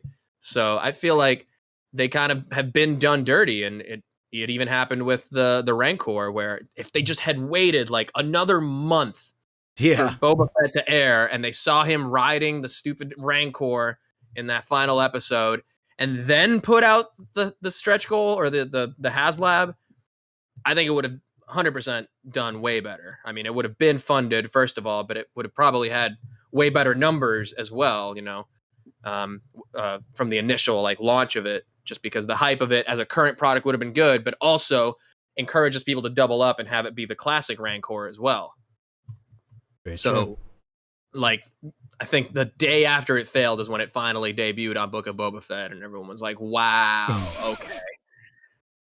Yeah, that's true. That was very not strategic on their part. And I think that was, again, part of that studio or licensor intervention where they didn't want to reveal that, and then it shot themselves in the foot because, again, if they had just waited, and also it was like the fourth HasLab going on at the same time, so there was just a lot in place at that point to like make that Rancor fail.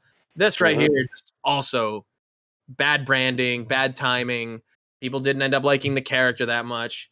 It was just poorly executed and overpriced, and it doesn't even have the damn function that makes this lightsaber special compared to every other double-ended lightsaber. You know what's wild is I've been dealing with like custom-made lightsabers for the past couple weeks because Ed had one that he was Ed always comes by my job to get boxes to mail out his shit or whatever. So he came by a few weeks ago and was mailing back a lightsaber that was like I don't know, that I wouldn't say that it's custom, but it's just from a independent maker or whatever. And so it was the hilt. It was like a golden hilt, and you know, you can attach the saber to it. It's got all types of sounds and shit like that. He said that shit was like $800 or whatever. And, you know, the market for those is crazy. There's a lot of people buying those and customizing them with different like sound chips and stuff like that. And the fact that Hasbro can't sell one, or the one that they're putting out is not even as good as all of these like third-party shits is pretty sad, actually. So, yeah, that's part of it too. That there's a huge like custom sort of like third-party market for sabers and shit like that, with better sound chips, with better movement. You know, the one that he had, I got to fuck around with it. Like, you know, as you move it, it makes a certain sound. It even had fucking Avengers sound chips in there for whatever reason. But it was seemed a lot better than what you get from the actual company and shit. So that's unfortunate. I don't know what I'm saying, but you guys know what I'm saying. Yeah, this sucks. That's what you're saying. It's unfortunate. Yeah. But look, in case you missed it, ain't nobody missed this. All right, so yeah, that's Hasbro news. What else we got? Yeah, if you want to head over to Instamashi's Instagram. Oh, my favorite brand of ramen. That's it. Oh wait, there was the Obi-Wan reveal real quick. We could just really breeze past that. I hate all of the designs for all of the Obi-Wans from this show. This looks fucking garbage to me. Oof. I'm sorry. Damn, he looks like him though. Okay, but how do you really feel though? I mean, first of all, I hate that Star Wars Black Series is still giving you single jointed elbows for lightsaber characters. Like this is ridiculous, man. He's got a blicky here. What's going on? Where's the grays in his hair and stuff and his beard and shit? Like, what's going on there? This is flashback Obi-Wan. Obi-Wan right here. Yeah, so there was this past Wednesday was another reveal. Ew, what are these soft goods? Jesus. They're crazy. Yeah. It's kind of nuts. Lego capes. I will say that the likeness looks good. I think the likeness looks good.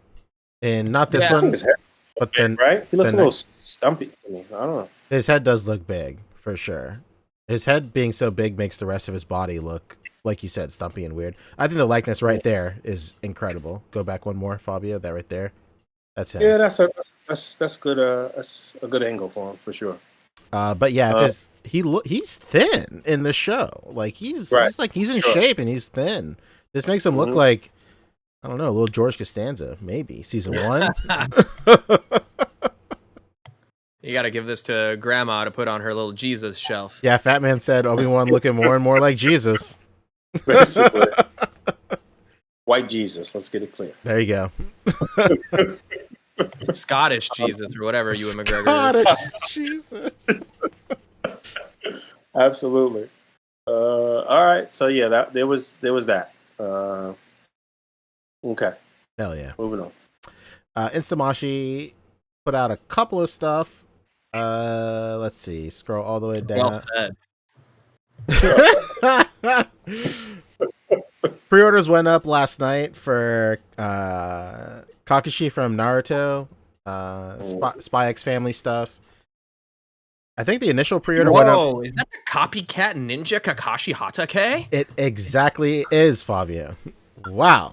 I know These are the new and improved, updated sculpts and decos for these, right? absolutely. Like Okay. these blow the old ones out of the water. The old ones The old ones in the garbage. the old ones literally look like McDonald's toys compared to this. It's crazy. I don't appreciate you talking about my Bandai America anime heroes that way. The first I guess we talked about this last week about all the people that like bought multiple Narutos from with that old sculpt. yeah. Sucks. It's crazy because the new Narutos are like the same price, if not cheaper, and they're better. Anyway, it is what it is. If anything, you can use them for shadow clones. It's, the world is your oyster on this.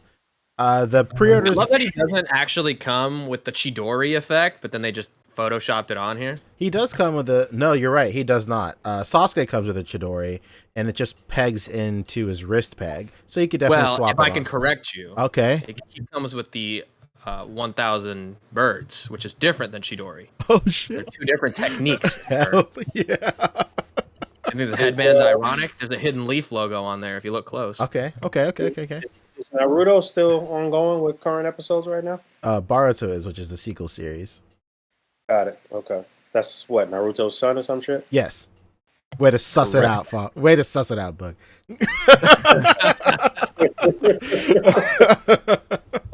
Hey.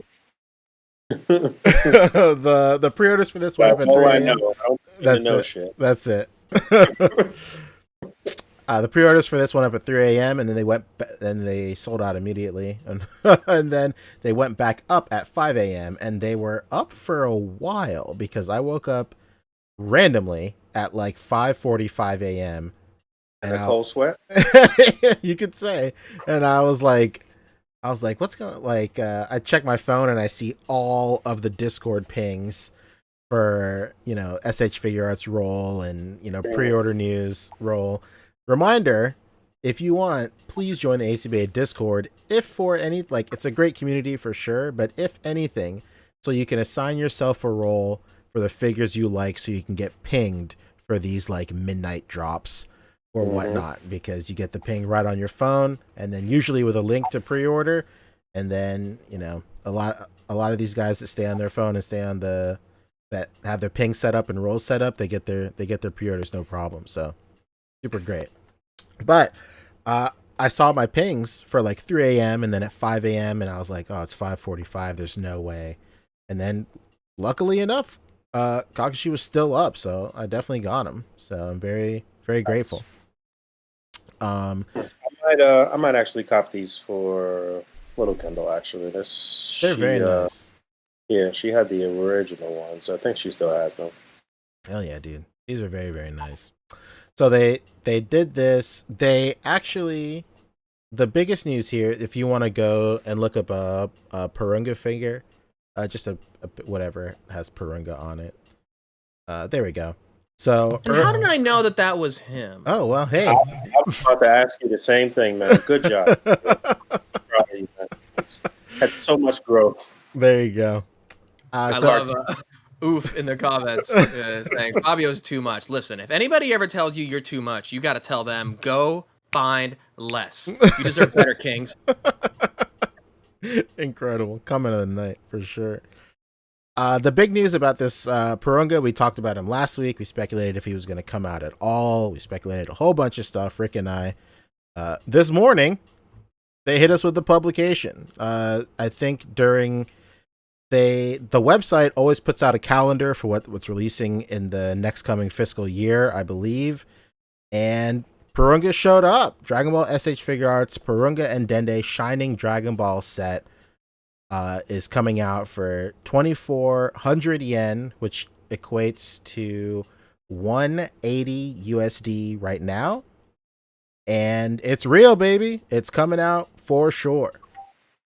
Interesting. They have not done any like official publications, which is strange. Usually we get like the product shots and like a full detailed list of everything that's coming with it, and then the pre-orders open up. But I guess they just can't wait with this one. What was the price of the Shenron? Shenron came out for 100. It was $100. About to say, right? $100? It was 100. I want to say. Oh, really? Okay. Maybe no. It was 115. That's what it was. It was 115 or 120. Because I remember when you went to the Tamashi Pop Shop, you grabbed one for me, and it was 120. I think. Okay. But we were talking about it earlier in the Discord this morning about just where this stands in terms of like value and whatnot. I think it's safest to compare it to the Ozaru Vegeta that came out in 2020. That came out for 180 as well. It looks like these guys are about the same size. Of course, the Vegeta is fully articulated. It has a whole bottom half, legs, tail, ankles, feet, all that nonsense that happens on the bottom half of your body. This Purunga does not, obviously. It's just upper body articulation, but the offset here is it comes with an articulated Dende, and it comes with this base as well. So where the Vegeta was just the figure, granted it was a highly articulated figure, there was a lot of new technology, brand new sculpt, all that stuff. That came out for 180 2 years ago, and now this Purunga is coming out for 180. It's interesting how they try and balance that price point. Rick and I said last week that I was completely prepared for this thing to be 250 plus. For sure, just depending on just looking at the size, and it comes with a Dende and like this base and whatnot. But I was pleasantly surprised to see that it was 180. 180 is still a lot of money though. It's wild, but considering the size, and it comes with a light up base that potentially has sound. They still haven't said anything about it officially, making sounds, but they have like a little speaker grill on the front of it. I can't imagine it doesn't make sounds, but it has electronics, LEDs, the Dragon Balls like glow and whatnot. I can see how they got to 180 for sure, especially when you consider that Ozaru Vegeta 2 years ago was 180. Again, that's a crazy price, bro. 180 for a side character is wild, but I think at this point, when you think of the Namek arc, like, you cannot not think of this dragon. I kind of think so. Pock Photos brings up something that I was just going to say. Is there a Purunga figure statue that's as big as the SHF but less? Yes and no. There is a Purunga statue. It's an Ichiban Kuji statue, which is a system in Japan. It's a prize statue, which, if you've never bought one of those, you go to stores in Japan and you buy tickets. It's like a lottery. And the more tickets you buy, the higher chance you have of winning the prize figure. Purunga was only available as a prize figure. And then the second he came out, he was already $300 on aftermarket. So there is a statue of Purunga that's as tall. I want to say he's even taller than this, which is good. But he's crazy overpriced. There was also a Shenlong that came out in the same Ichiban Kuji line that was huge as well a couple of years ago, and just last year they started making bootlegs of them for like $100. So I will say, if you really need a Purunga in your display and you don't want to shell out $180, then that bootleg might be your best option. But on the other hand, this is the only way you're gonna get a Dende, and like that's it, dude. That's all I can say. I'm gonna get it for sure. I mean, I'm a sick individual. I get everything in the line, but I mean, like, I like Dende. I like Purunga. I think it's cool to have an articulated Purunga. He doesn't need to be articulated. The guy like appears. He doesn't move his arms at all. I think it's crazy. This guy comes with butterfly joints and shit. But you know, it is what it is. I might fuck around and do like some crossover kaiju shit with him. I think it'd be funny to have him amongst like buildings and shit, like power bombing a Godzilla or a Rodan or something. I don't know, but I think this is cool. I totally get how people want to pass for sure. $180 is a lot to ask, and then it's $180 before shipping. So when you import this thing, dude, this thing is gonna be like $350 easy. Just depending on the weight and the size of the box. Samurato asks, is this the first Dragon Ball SHF with lights and sound? I wonder how that will translate going forward in the line. Yeah, this is definitely the first SHF with lights and sound. I think what I really think, honestly, is I think their like roadmap for lights and sounds is I think they really want to sell auras that light up and like kind of flicker and whatnot, or bases for the Tamashi auras that they already sold before that have like really bright LEDs that'll light pipe inside those auras. I think that's like the only logical step of them doing lights and sounds for sure. But all in all, I think it's really cool that it's actually going to come out. I think it's cool that basically everything Rick and I were saying last week basically came to fruition. So it's pretty tight. And I think that's it for SHF. They also officially they're showing off. They have the Kamen Rider figures at Anime Expo, which is really cool. And then the Kamen Rider figure went up for pre-order as well. Then he sold out immediately. And it sold out in an hour, according to Fat Man. Yeah, sold out immediately.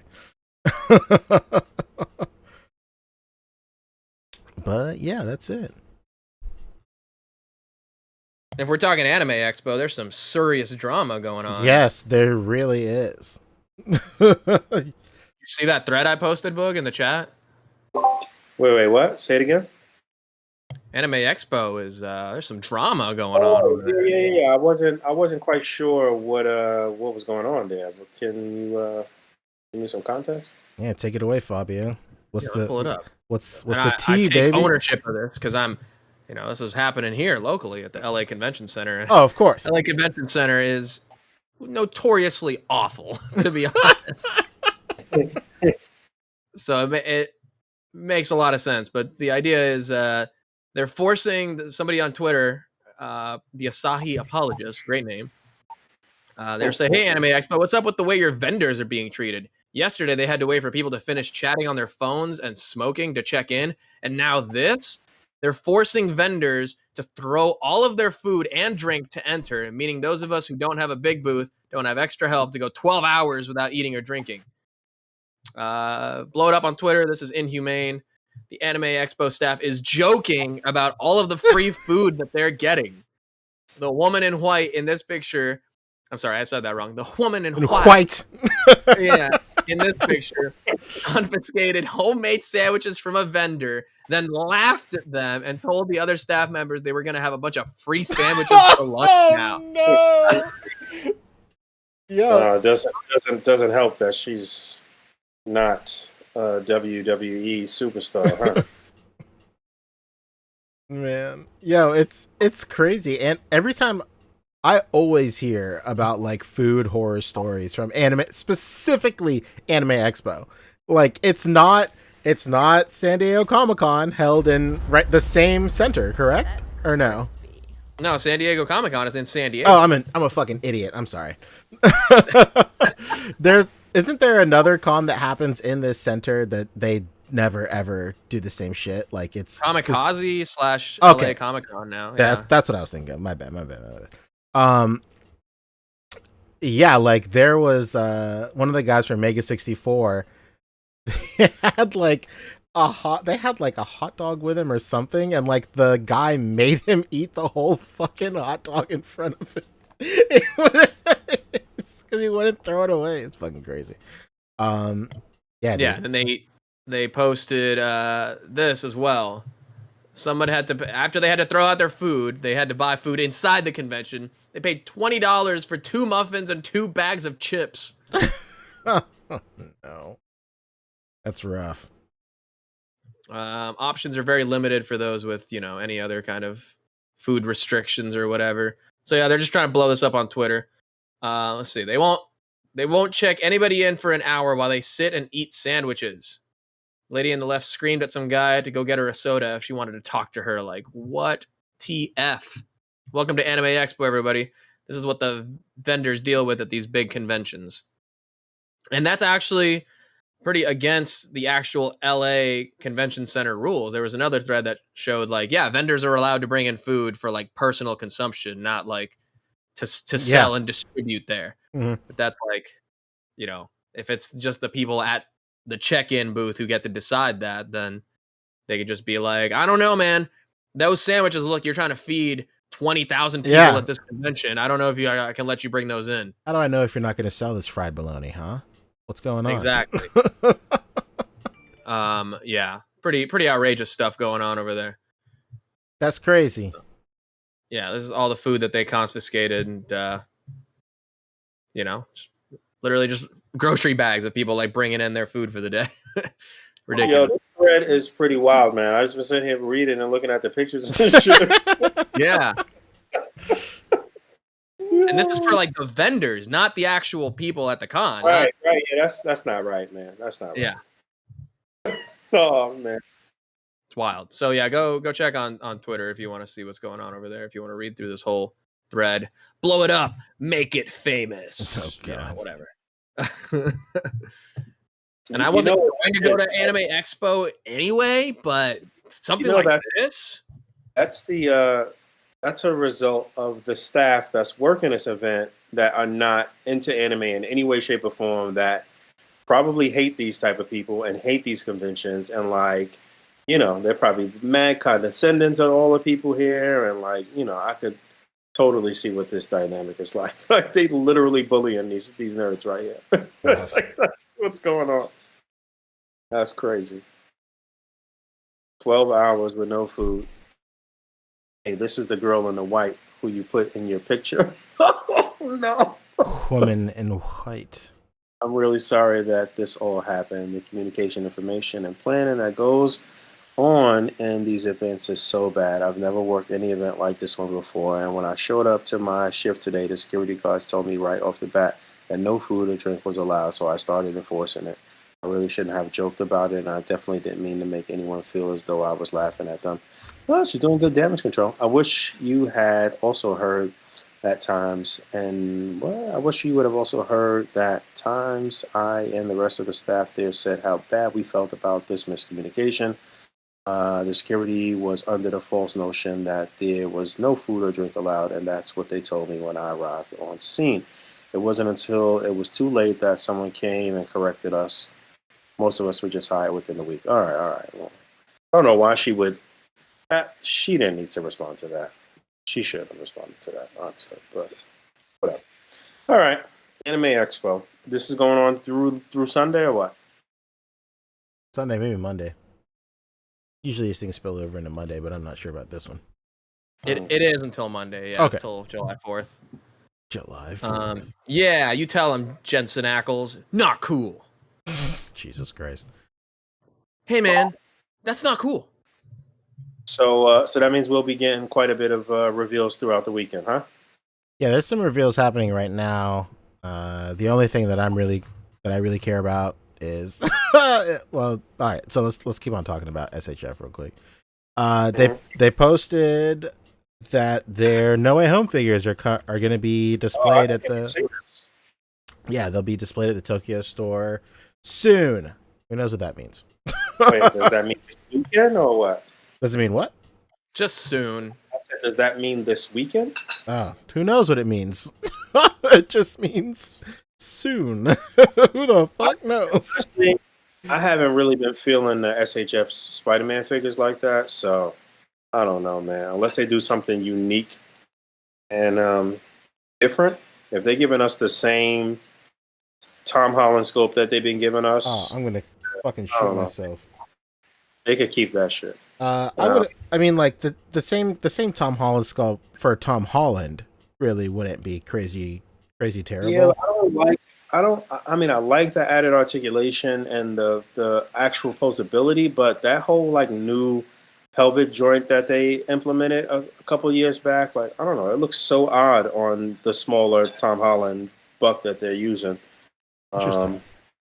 But yeah, I don't know. I don't know if, and I'm hoping that they do 2 new unique sculpts for Toby and for Andrew.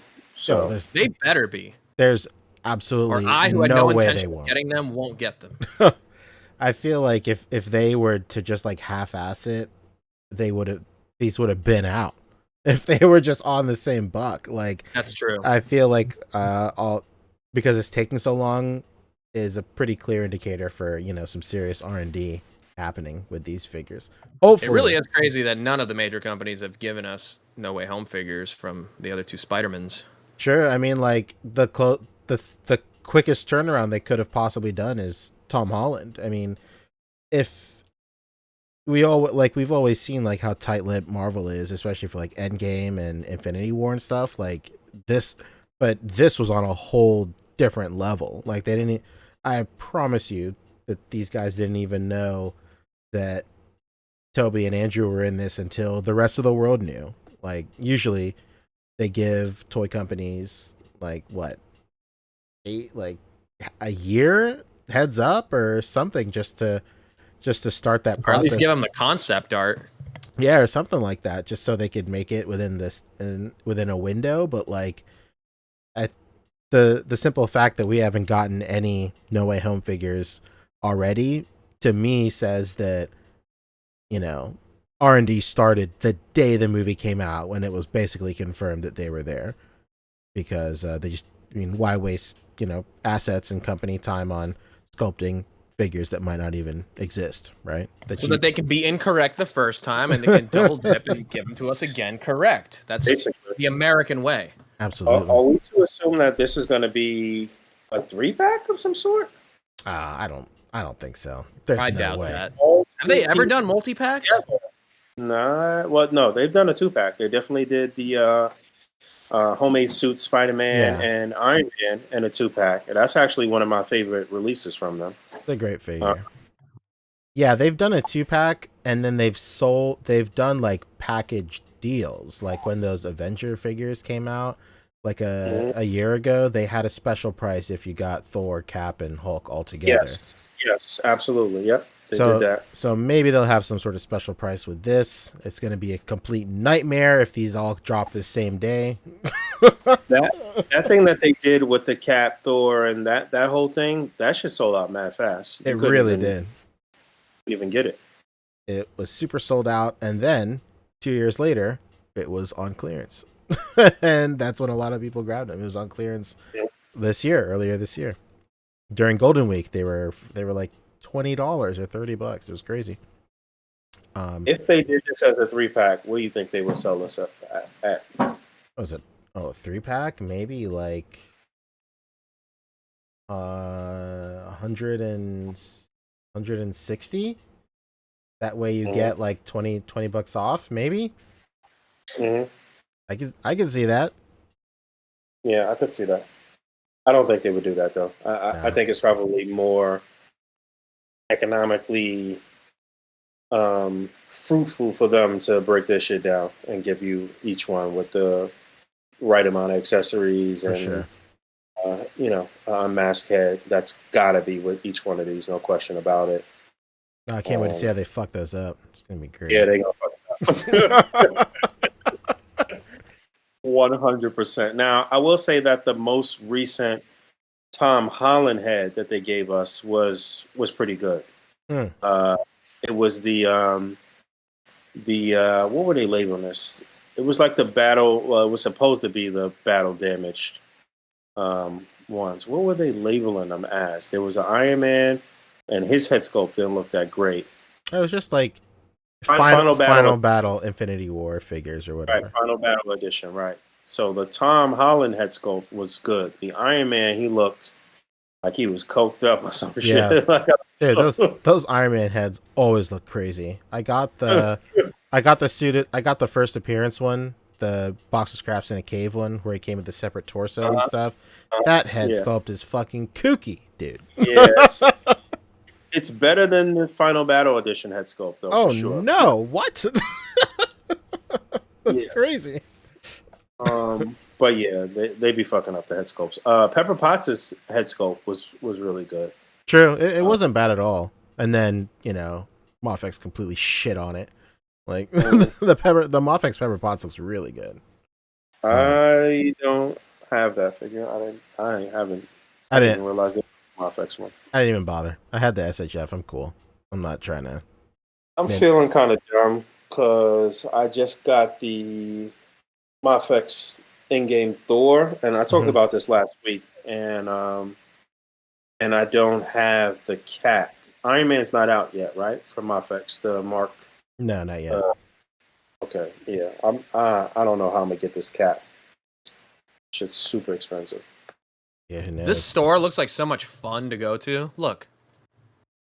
Is that an Anime Expo, right? Or yeah, that is. Yeah. Oh, it is an Anime Expo. Okay, my bad. Yeah, but Look, they have Naruto there. Oh, it's a statue of the figure with the articulation cuts and stuff. Yeah. That's crazy.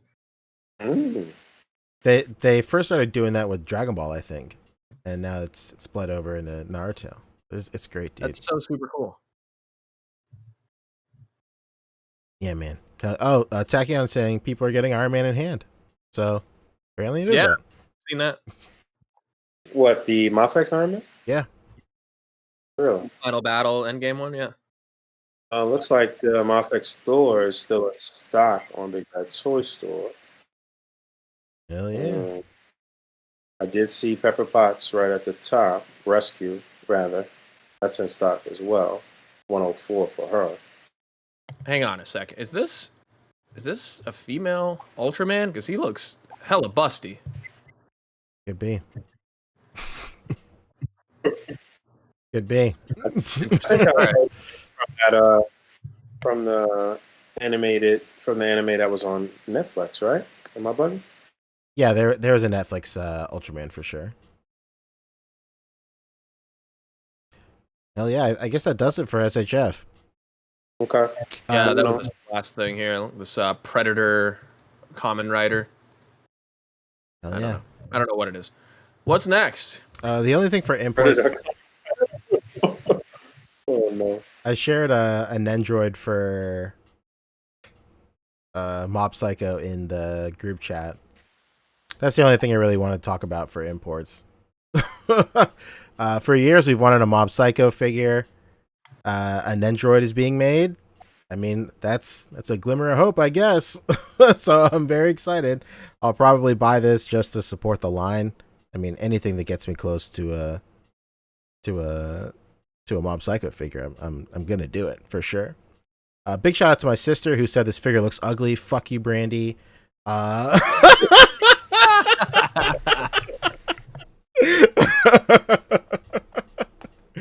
But yeah, man, Mob Psycho figures in Figma would be the dream. Hopefully they do it, but you know, I'll just die unhappy, I guess, if they don't.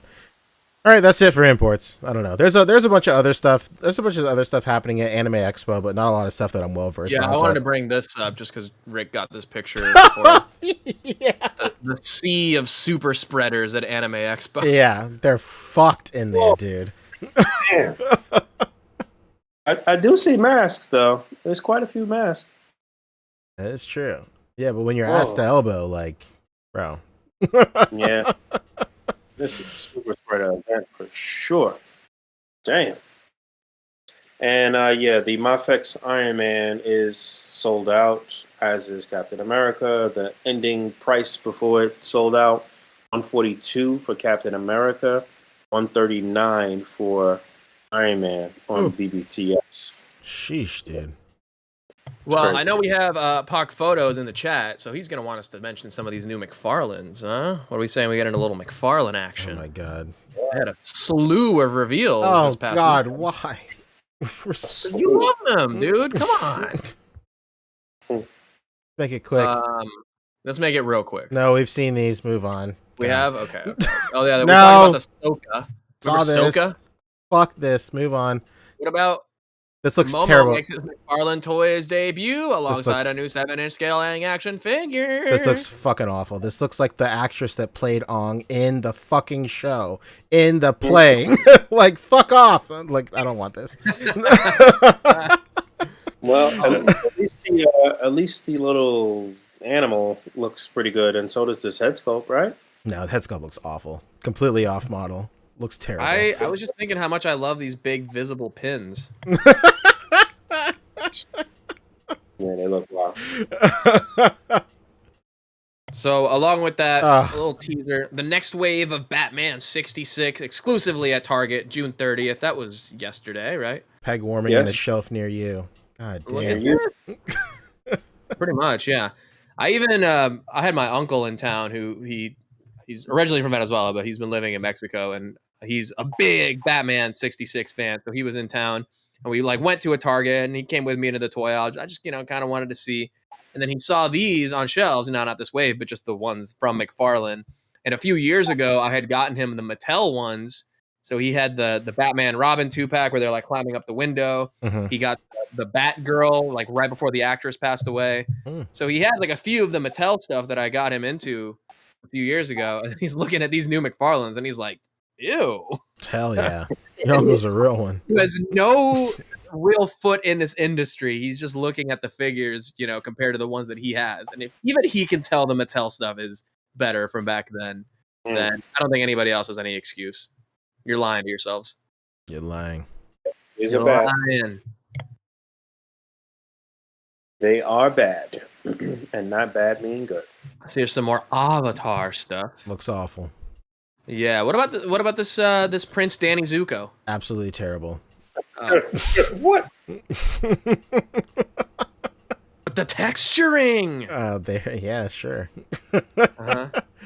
Whoa. Awful. Yeah. Complete ass.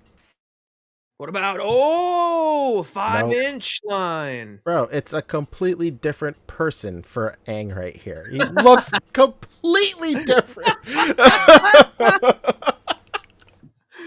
Some consistency, please. This I will say, this is the only interesting thing that I've ever seen. Get that goofy looking fucking idiot Aang off this. I hate the way that head sculpt looks on that Aang. Oh my god, that's We awesome. haven't had Avatar figures from any import company yet, right? No, the closest thing is an android. Okay. There's the best action. They're not imports, but those are way better than this. And in fact, this little guy might be this vehicle, this Komodo Rhino might be better in scale Yeah. with that. Absolutely. Yeah. I think we talked about that a minute ago when they showed the other. Yeah, they showed Got it. Appa. Yeah. So Mhm. I mean, if you want Yeah, that's to true. copy this and hold on to it in hopes that SHF or Afex or somebody gives us a nicely articulated Avatar figures, then Yeah. I think that would pair really nicely with these big beasts. This beast Okay, is cool. and why does Aang have trigger finger hands? Oh, well, of course, because he's fucking strapped, bro. He keeps that motherfucking thing on him. Of course. A, baby. Looks terrible. Speaking of, I mean, if nothing else, McFarlane does good vehicles and stuff. So this Bat motorcycle with the little Robin sidecar, I'm like, maybe. Maybe. Is it too You know? small again? Probably. God. Which will be great for the Golden Age Batman that I have from Mezco. Oh, it'd be wonderful. Just a bat, because you can detach the sidecar. So until they make a Robin, I'll just have him in the motorcycle. Pretty cool. That'll work just fine for me. Cool. But also, they're doing, they did the Batcave set. Now they're doing the Villain's Lair. This looks like an after-school program, dude. It's not a layer of villains that regularly steal cash. What the fuck? Well, Batman 66. That's true. That's true. And then this is a Target exclusive, so the top comment is, what, so they could just cancel my order like every single other thing I tried to order of yours? I'll just try to find it in store. Trust me, you'll find it, brother. I mean, it's fine as like a deep background pieces. I see people be using that Batcave set, which is now on clearance actually for like $20 or something. Tachyon Transmitter hit us with 2. He said A.C.B.A. Photogs make good use of that 60s Batcave. For sure. Facts. Absolute facts. But yes, I mean, there's some stuff I guess you can make use of, like this little safe, just repaint it. I don't know. There's whatever. We're forgiving a lot here. Are molded onto it, are they not? Or am I bugging? The stickers are pre-placed. Oh, okay. They look molded. No, and these little filing cabinets, it's just ridiculous. But it is, true to the source material where it was just a cardboard set behind them. Very true. And then here's the next wave. Oh, Christ. Whoa! Get this Black shit and white outta TV here. Batman. When you had to go watch it at the poor kid's house and he didn't have a color TV yet. Everybody had white TVs at some point, Fabio. You know what I guess. You know what I think about a lot? This was probably Go ahead, tell him. I know it's me. Sub episode 100 maybe. It was a long time ago, and we were looking at DC figures, and I want to say it was a Static Shock figure or an Aqualad figure maybe, and they had the T-joint hips like this, and I remember somebody was all like, I think it was Rick. He was like, I really wanted this figure, but I guess I'll get him because like I want this character. And then Boog, you said, I quote, I never fucking want to see another T-jointed hip figure on this podcast again. And I think about that every single time. Every single time that we pull up one of these figures. Yo, T-joint is not even like, no, that's incorrect. These only move forward and back. These do not even like have the crotch pit like DC that's worse. Damn, that's even worse. Yeah, these are like 5 POA style front and back joints. McFarlane loves giving you the different, slightly different colors of the same shit. I mean, every company does that, but for some reason, it bothers me more with the McFarlane shit. I don't know. Well, because this is an exclusive. It's on a platinum or gold sticker label, and boom, there it is. Totally different. Do not. Who's the target audience for this, bro? Not even my damn uncle. Who cares? Exactly. Put up the no one cares thing, Punch. Oh, yeah, let's go. Hold on. Here it comes. Like, even my poor uncle knows better. So Look at the sarcasm there. Holy shit, I didn't expect a Batman variation. Oh, man.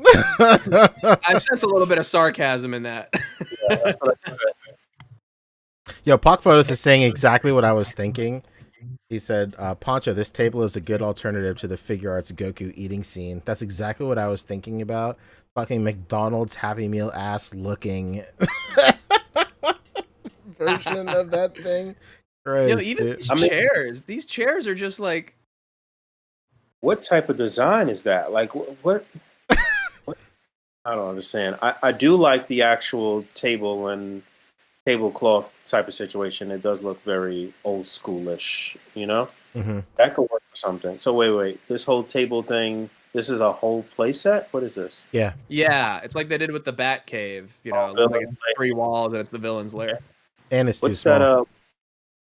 that? What's that little? Well, it's not too small for 6-inch scale stuff, right? Because this is supposed to be 7-inch scale, correct? No, these are actually weirdly 6-inch scale. Really? Oh, Yeah. God. I don't know. I don't think I'd get this just for the table because the rest of that shit is so like specific to Batman with all of those like, you know. Mhm. These Some look- stuff for sure, but yeah, for the most part, this needs some repainting or some repurposing. Like I'm pretty sure all the stuff on this shelves is just stickers. Yeah, it's not dimensional at all. Pardon me. No. It's just putting me to sleep. Yeah, well, all right, we'll speed it along. Okay, here's more black and white. Ooh, the Joker. Move Ouch. on. Ouch. Ouch is right, exactly. Ouch, that's what my wallet says when I buy all of this great wave of figures. Absolutely not. Jesus. All right. Get to Okay. my favorite worst thing. Yes. Yes. Yo, who's like dad, mom, teacher is this dressed up as? This is crazy. Mr. Freeze, like, what's going on? Those This is brows, wild. though. Oh my God, who's this threader? Basically, that's professional. So wait a minute, he doesn't come with an actual helmet? No, he does not. Mm. What's the problem? Interesting. This is wild. I mean, yeah, that is what he looked like, Chris. But like, yeah, who cares? Yeah, it's wild. Kuka Steve is right though. We are gonna get this Mr. Freeze before Mez goes. Facts. Yo, Fat Man says, why are Mr. Freeze's legs so long? What the fuck? Oh yeah. The pants are hiked high, brother. Yeah. Fat Man also said earlier, got the McFarlane Man-Bat because there's no other Man-Bat figures out there. He can't even stand up. Total crap. Has a weird arch back. His booty be sticking out big time. Just weird. See, that's the mentality, and I agree with you, Fat Man, and thank you, but that's the mentality I'm trying to move away from with my collecting habits. It's like, well, I got it because it's the only one available, and I'm like, I'd rather have 0 Man-Bat figures than have that Man-Bat figure. Funny thing is, I've seen a couple of pictures that look really good, but I guess it's, you know, A.C.B.A. or is doing, you know. What the fuck is Todd doing? So, Black Adam, we are you know close to the release. Any Todd day has- now. Yeah, Todd has the figures in hand to show off. Somehow after that other dude had him in hand already. Weirdly enough, but here he is showing him off in his office. Whoa, there's 2 versions. God. You do not get that accessory with both versions. With hat. Now with a hat, and then you get Whirlwind with a whirlwind effect, and then you get Atom Smasher in both 7-inch and Big Fig 12-inch size. Wait, this is the movie version, right? Yeah. I mean, that is a lot of plastic. Not gonna lie. And Dr. Fate. Pierce Brosnan. That's crazy. His last name is actually Fate, and That's he got a wild. doctorate. Yeah. But anyway, yeah, here's the figures in hand or in their pictures. Look at that. That's a great vein on the side of his head. Too bad you have to like illuminate the hell out of it to see it. Well, we've already established that this is like Photoshop to hell because it looks so good. The actual figure in hand looks really bad. Yeah, I thought he could actually fly, but Photoshop, I guess. This Hawkman, I mean, the design is cool, but I mean, I don't know how bad I want them now. Who's supposed to be playing Hawkman? Some guy. I don't know. I'll look it up real quick. Yeah. And then Dr. Fate. There he is with no face. Really? I didn't know. I Did- didn't realize his Did we helmet. already know that all of these characters were going to be in a movie? Yeah, I mean, they're in the trailer. Well, we saw Adam, right? Yeah, they're all in the trailer. Really? Okay. Mhm. All right. I didn't realize Dr. Fate's helmet was so asymmetrical on this design, though. Kind of interesting. That's cool. Aldous Hodge is playing Hawkman. What else? Okay. He's from Leverage, Invisible Man, Black Adam, One Night. Invisible Man. Okay, I've probably seen him in that. He's That was a good movie, actually. It was. He's in Straight Outta Compton. Apparently, he's not in a lot of shit. He's in a lot of shit, but like small stuff. Okay, there's Dr. Fate. It's a cool design for him. Definitely did a better job with the joints on him as opposed to having the flesh tone giant Oh, ball God. joint moving into the bare hand like the Injustice version. What else? Oh, with the hood. But he's got a new hood. We've seen this. And then here's a 7-inch Atom Smasher. There we go. And then there's Cyclone, not Whirlwind. My bad. Damn. Bo Big says Aldous Hodge was MC Ren. Really? Oh, and Straight Outta Compton, right? Okay. Yeah. Okay. Is that Beyonce's sister? What's her name? Solange? No, it's Kelly Rowland. She's too light for Kelly Rowland. Oh no. I don't know. She comes with a whirlwind with a cyclone effect, though. Very cool. A little bit of resting bitch face there.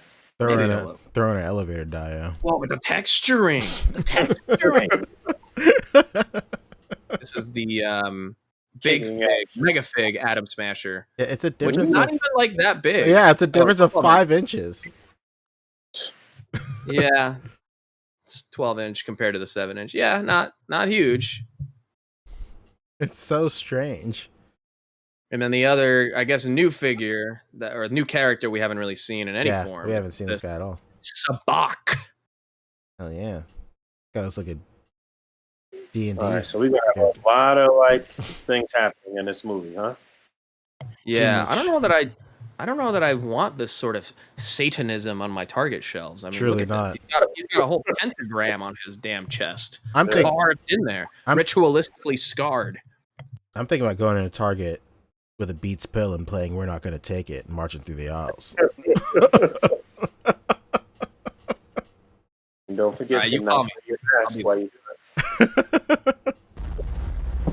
I love this comment. He's the devil. He loves metal.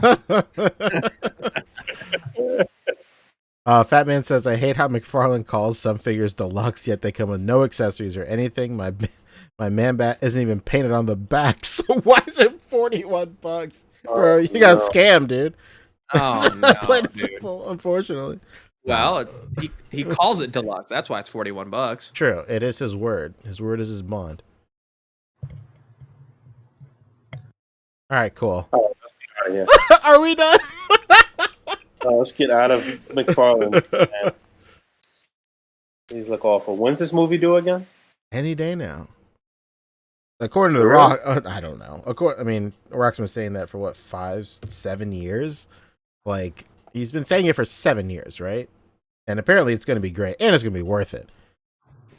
We are just a week out from Thor. Yeah, we So, are. Is this dropping the same weekend as Thor? No, this is October 21st. It's October. Oh. Yeah. I'm just being a dumbass. Okay. Meaning these will be readily available by then when the movie comes out. They're readily available now. Well, yeah.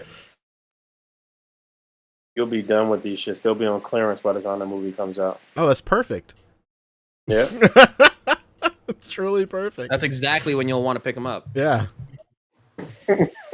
At the intersection of the movie's out and they're on clearance. Perfect. All right. There That's you it. go. Thank you, Daddy McF. Speaking of stuff being on clearance, I did get a message from friend of the show, Snowcat, talking about what Rick was talking about for a couple of weeks, how his targets just have nothing on the shelves. Snowcat goes on to say, if you guys want to bring up the disappearance of legends at like every Target again, this guy who worked at Mattel, and DC, and on Star Wars and Jack Specific, he had some great insight on the toy industry in his video.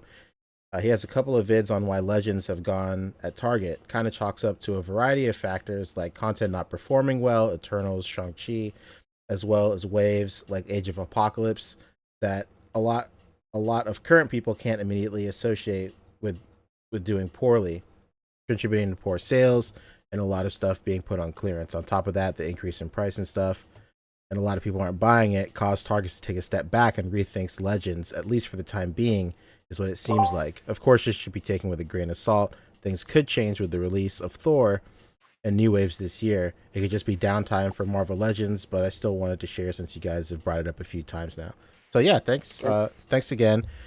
And that totally lines up with what we were speculating as well. Just ill timing for a lot of these waves, COVID really fucked a lot of stuff up for the toy industry specifically, and in just terms of timetables and when stuff is supposed to come out in tandem with movies, and just nobody gave a shit about stuff that they knew nothing about. Go figure. So it's rough. But yeah, thanks, Snowcat, for sure. Thank you, Snowcat. Very cool. Hell yeah. I'm trying to think if there's really anything else worth mentioning. Probably not. You guys want to talk movies, TVs? You guys finish anything? I have not watched anything. Yeah. Well, Ms. Marvel had another. Oh yeah. Episode. What do you think? Is this still boring to you? What do you think? I think there's a lot going on right now. Like every episode consistently has been I'll pull up an image real quick. Hang on. Yeah, we'll talk. I will say that I am liking the show overall, but I'm noticing like every episode is like establishing so much new stuff, introducing so many new characters, and it's not giving us really a lot of time to care about too many of them. Yeah, they introduce problems before we have time to care about something. Right. Like I don't. It seemed like, as much as I do like that they've done this, her going to Pakistan and like having that whole side of the family start to be introduced feels like a really season 2 move before we've had a time to fix all the stuff and resolve a lot of the stuff we've already established for her living in Jersey, and like the thing with her friend about to go to California and not able to help her anymore, and their whole will they or won't they thing. And then with the new hot boy getting introduced, and now we have another boy hot boy introduced. Another boy. Yeah, it's up. It's up for sure. I don't want to get into too many specifics with spoilers. I won't talk like heavy spoilers or anything. I'll be pretty vague about it. But like, yeah, like you said, like she like just figured out what was going on with the first boy, and then the second boy. Like there's like the whole storyline with him, and now there's like a third boy. Like it's crazy. Exactly. It's wild. But again, like you said, so my stance, like I said last week, is like the show it's action wise, it's boring, but I still do enjoy it. Like it's just a character piece, right? Just a character story, which is fine for me. I still think that's interesting, but it's very different than everything else we've been to. Even though like the last week's episode had action, it's literally like they just smushed all the action in one episode, but it's just so much that like it's just, you just get fatigued. It's almost like Transformers fatigue at a moment. Like they're doing that chase scene, and at a certain point I was like, I mean, just get there or get caught. Like I don't care anymore. Want it to be over. Yeah, I'm like, all right, like I get it, but let's speed this up. Like I don't want to watch like a bus chase a motorcycle for 10 minutes out of this 40-minute show. Like I at this point I'd much rather her talk about which boy she likes more at this point. But I'm not a I don't know what's going on at all, so I'm just listening. I haven't seen past the first 2 episodes or 3 episodes, I guess. I don't know. I love it. Yeah, it's just in general, it's just setting up a lot that isn't resolving either right away, like, or I mean, by the time we get to, we're 2 episodes left, and Yeah. there's a lot to wrap up in 2 episodes.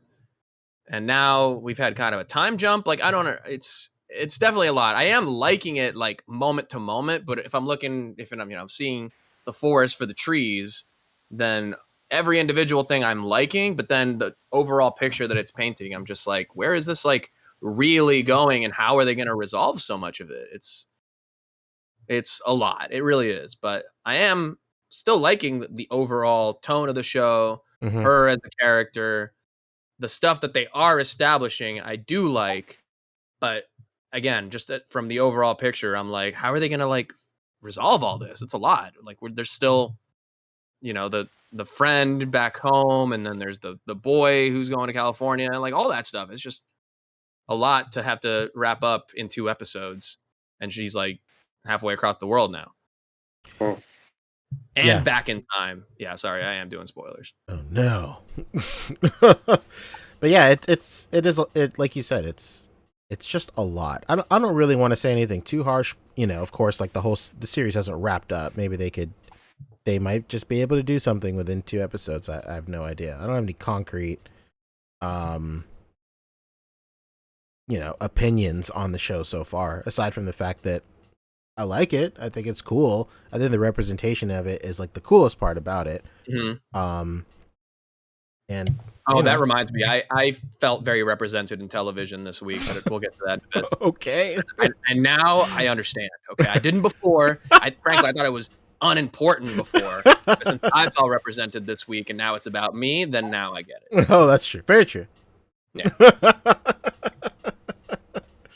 But yeah, it is what it is. I just think like I'm just so over this 6 episode format thing to the point of where like it's almost formula. We're back to formula where they where they introduce a conflict and then it's not even solved, but something happens to where it's not even a non-issue in the next episode. Like just give it a second. Like they meet a character and then now she's like super into connecting with them, and then the character is gone. Like what the fuck? Like it's super strange.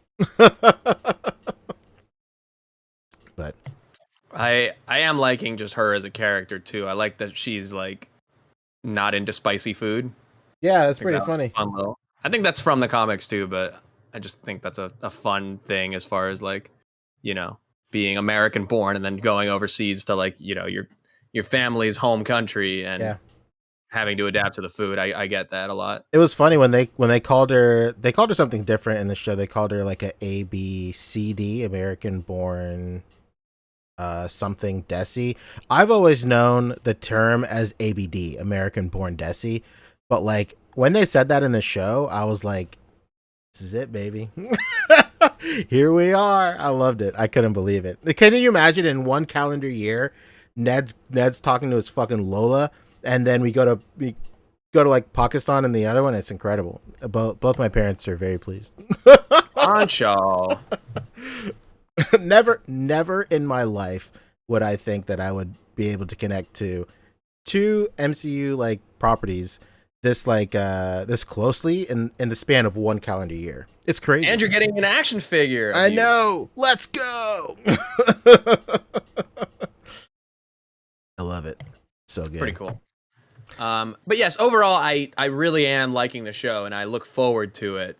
But again, I'm just like, what? There's like so much going on, and it's moving so quick, and I feel like they should have maybe done more episodes. Yeah.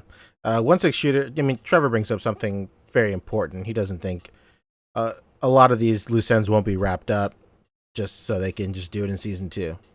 Yeah, makes that makes sense. Perfect sense. I could see someone on a show really into soft goods. Wait, who is that? Are we talking about the garb that he gives her in the Red Dagger headquarters? Oh man, did He you? like makes something. He makes some mention about like how important the material is and all that, and I'm That's like, true. yeah. Yeah, well, But that's not the representation I'm talking about for me. this is 1,000 thread count, baby. This is 100% Corinthian leather. Did you see all the clips floating around from like the little MCU short they did on the cruise ship? No, what is that? Oh, so like a Disney cruise, like a Avengers themed cruise ship started going. I think just started, and during like their dinner hour or whatever, they show like a little movie, and it's a movie with Ant-Man, Wasp, Sam Wilson as Captain America, and Captain Marvel is in it, and then Miss Marvel is in it at the very end. It's interesting. It starts off with Ant-Man talking to. It's so funny because it's Ant-Man and Wasp, and like they're talking to the camera, and he's like, "Hey, before we get started, I want to go ahead and address the elephant in the room." And then he basically says like, "I get it. I know you guys wanted me to crawl up Thanos' ass and expand."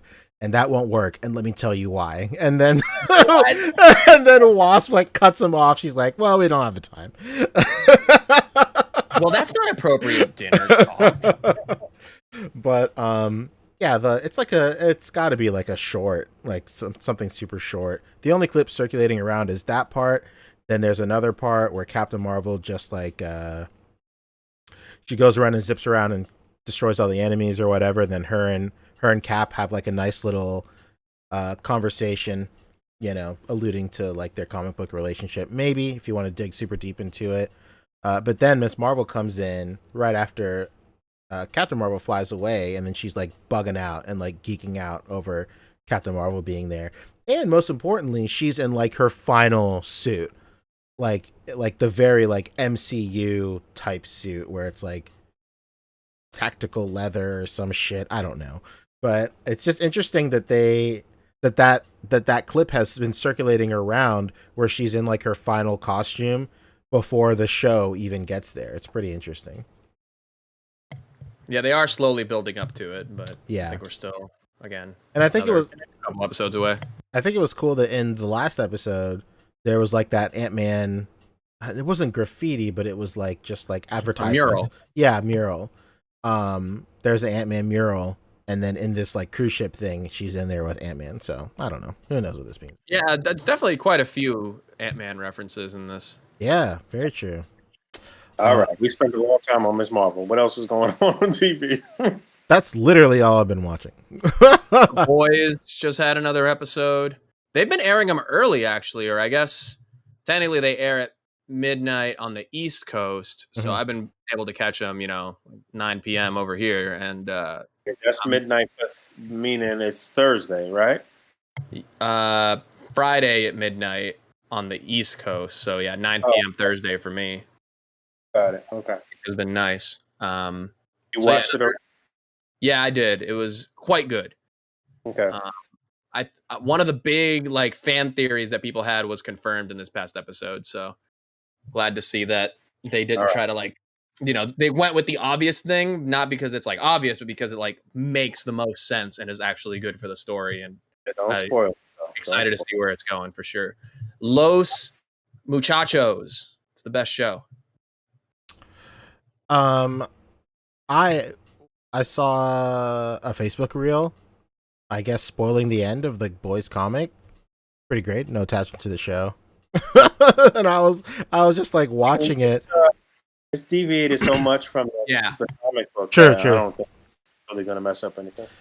I was just watching it, and I was with that in mind. I was like, how much of this is true, or not true, but like how much of this will come into play in the show? Did I just like fuck myself up or whatever? I think heavy spoilers dude was doing the whole boy shit like after like the first season. He was running through the comic books and shit like that. I'm not mistaken. So yeah, it's if you read the comics, then you got a good idea of the personalities of some of these characters, and even that, in some instances has been altered slightly or whatever. So I mean, you can still enjoy the show.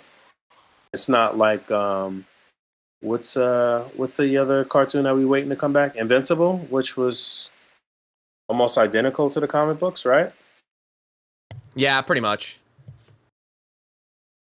So No, The Boys is completely different. I don't think there's already one big reveal from the comics that like literally makes no sense and is not established at all in the that's not in gonna the happen. TV show. No. I know what you're talking about with Especially that. after this last episode, like 100% not what's happening. Okay. Okay, cool. All right. Is there anything else that we watching? Okay, now to speak about my representation in television next week, okay?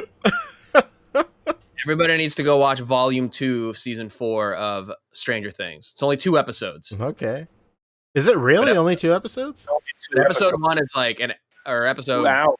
yeah. Episode 7, I think it would be, is like an hour and 20 minutes. And then the next episode, the finale, is like 2 hours. Oh, 2.5 fuck. hours almost. Okay. Yeah, it's fantastic. And I felt very represented this Oh, week wow.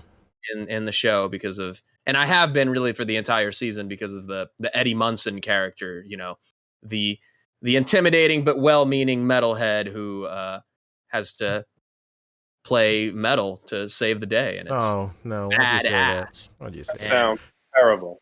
What do you What? say? No. Excuse me. It really was one of the most emotional storylines. Picture You know what? Doc I saw... James Right.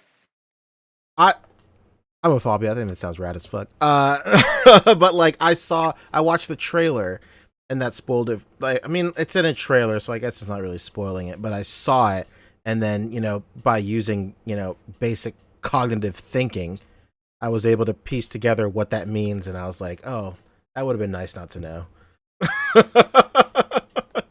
And it's one thing to know like the place in it in the plot, but the song used, yeah, that was All right, sure. Bob. You be getting in dangerous territories. With You your spoilers. really do. Like I've been wearing the spoiler the entire show. You know what's funny?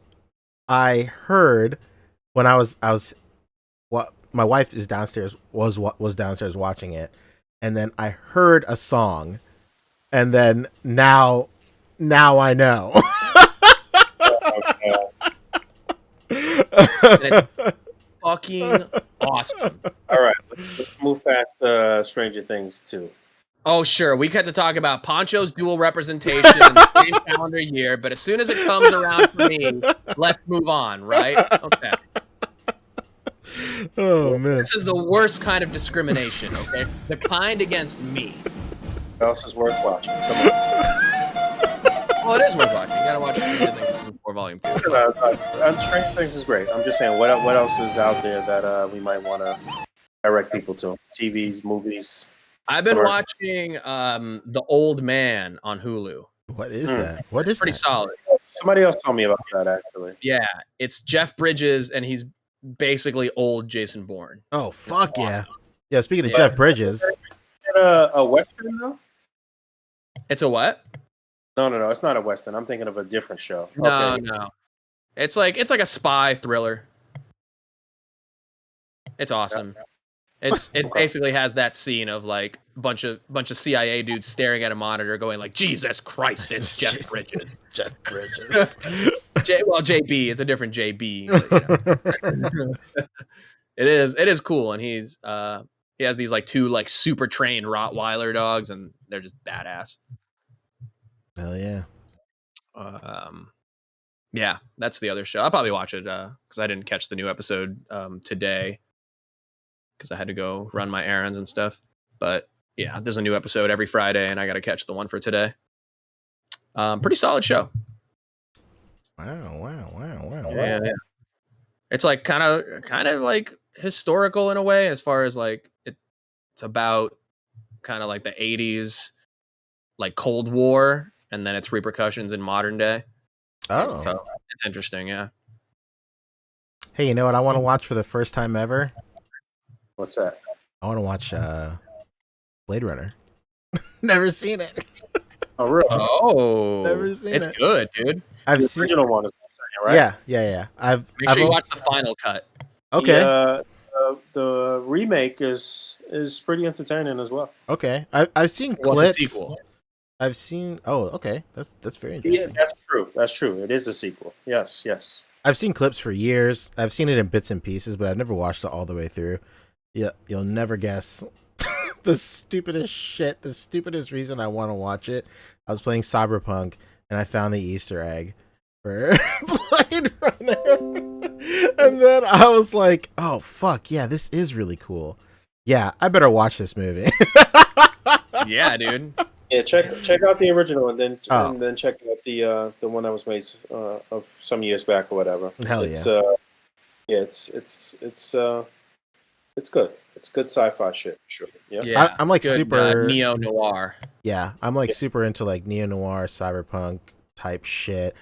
Bobby, have you played the game The Ascent yet, or no? Or have you heard of it? It's like an isometric twin stick shooter, but No. it's on Game Pass right now, but it's also on Steam. It's on sale right now in the summer sale, but it's like this again, like super gritty, like mega corp, like cyberpunk city is the environment, and it's like in this huge like planet. You start off in like the underbelly of the place. You're basically in like the sewers, like the plumbing or whatever, but like the graphics are really really cool. Of course it's like an isometric type thing, so all the characters are really small, but like the detail is like sensational. You should like look it up when it's done, and like the setting is really cool. It just made me want to. I was like, after like playing that and playing Cyberpunk, I was really itching to like watch Blade Runner. I've been wanting to give Cyberpunk another playthrough because I only beat it once, like when it first came out, basically. Mhm. And I want to see, kind of how it's improved since. I 'Cause I heard it's better. I heard you can buy houses now. Oh fuck, can you? That's crazy. Yeah. It's improved quite a lot because I played it when it first came out, and it was passable on PS5. But then like I've kind of just stopped progressing in the story ever since like I knew that my Steam Deck was coming soon-ish. So I'm just gonna start a new save on Steam Deck. So, Oh, that's smart. Yeah. And I did just beat Divinity Original Sin 2. yo. Finally. You know what I've been playing? Divine Divinity, the first game in the series that came out in like 1991 or something. Whoa. So Divine Original Sins or Divinity Original Sins is the prequel to this game. Oh, interesting. Okay. And this game, it's on sale. It was on sale for 70 cents on the summer sale. And Oh shit. it's like it is old school, like it's very old school RPG or like CRPG, as to where like you don't even move with WASD or even the arrows. It's all mouse. It's all mouse movement. Hell yes. It's so sick. And like gosh intended. it's so crazy because like, in modern day you're so used to tutorials and hand holding and stuff like this, but this is one of those like you would like in today's standards you would consider it a hardcore RPG, but just because back then none of that was standardized, like they don't tell you shit. Like you just gotta figure it out. So like for the first like hour and a half I was playing the game, I didn't know how to like cast spells. Like I had leveled up and I had acquired new spells, but I had no idea how to cast them. So like figuring all that shit out was like crazy. Game is really cool. It's 70 cents. You should check it out. All right, I'm looking it up on Steam right now. Hell yeah. It comes with a pack you can get the pack that comes with the sequel to it, and that's like $1.40 or some shit like that. It's crazy. Anyway. Yeah, there's a lot of good stuff on sale right now.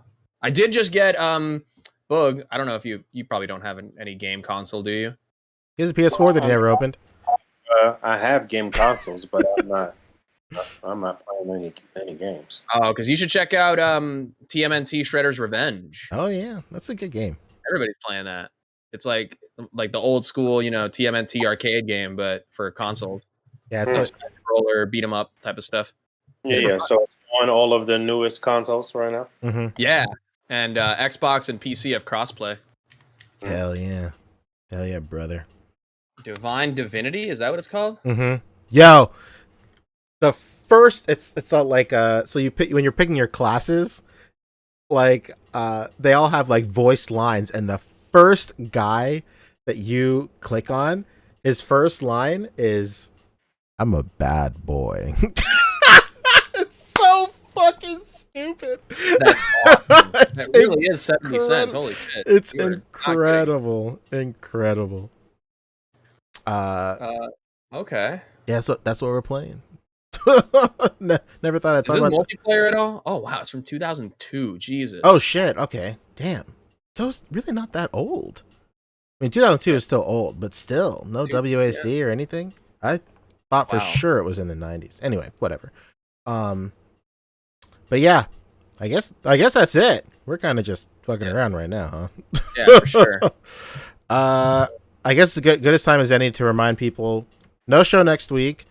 But we will return on the 16th. Oh, sorry, the 15th. And we'll have something special planned, something cool to mark 200. Again, can't thank you guys enough for getting us to 200. I was looking at like the topic list. I always save them as the podcast episode number, and we've been doing this weekly for like 99 episodes. Yeah, 99 episodes. So hell yeah, I think it's been really cool coming back and doing the podcast. Like, we were kind of sporadic for a while, but like just doing it every week has been super fun. Yeah, agree. I'm Well, glad thanks that to you guys. Yeah. I'm glad that we've been so consistent, man. Yeah, for sure. It's been good. It's been good. It's been real good. It surely has. All right. I guess we can just hit up our plugs and get on out of here. Yeah, no doubt. This coming week, I do want to be on my shit. I got to get this review of the Mondo Wolverine. Oh done. shit! Dang. Ooh, I want to see that. Send that back to Brandon. So there's that. I got to get that done, and I do have a new diorama from Brian Gallo. Very nice. I always mess up his Instagram name. It's like BDDAS something. I'll figure it out. But obviously, I'll unbox that. They actually used it at the Toys in Action convention, and then Brandon sent it back to me. Basically, it went straight there instead of straight to me. Basically, so they could use it at the convention. So I haven't even opened it. The box is like still sealed at my house. It just came yesterday. So I'll be taking a look at that as well, getting some Doctor Strange shots going, and we are gonna have a little variety pack of A.C.B.A cutouts with some cutouts that didn't make it into the first X-Men set because they got messed up in the process of the printing or whatever. So it'll be one that's exclusive to that set, and then it'll be a mixture of some things from the past two sets, basically, and on sale, and coming with some stickers and whatever. So it's a good opportunity for you to double up on some things and get one thing that's new, or if you haven't bought from the past two sets, then this is going to be a great opportunity to get on board with that. But also, the newest cutout set is going into production this week as well. So that'll be a brand new Batman themed set coming Hell after yeah.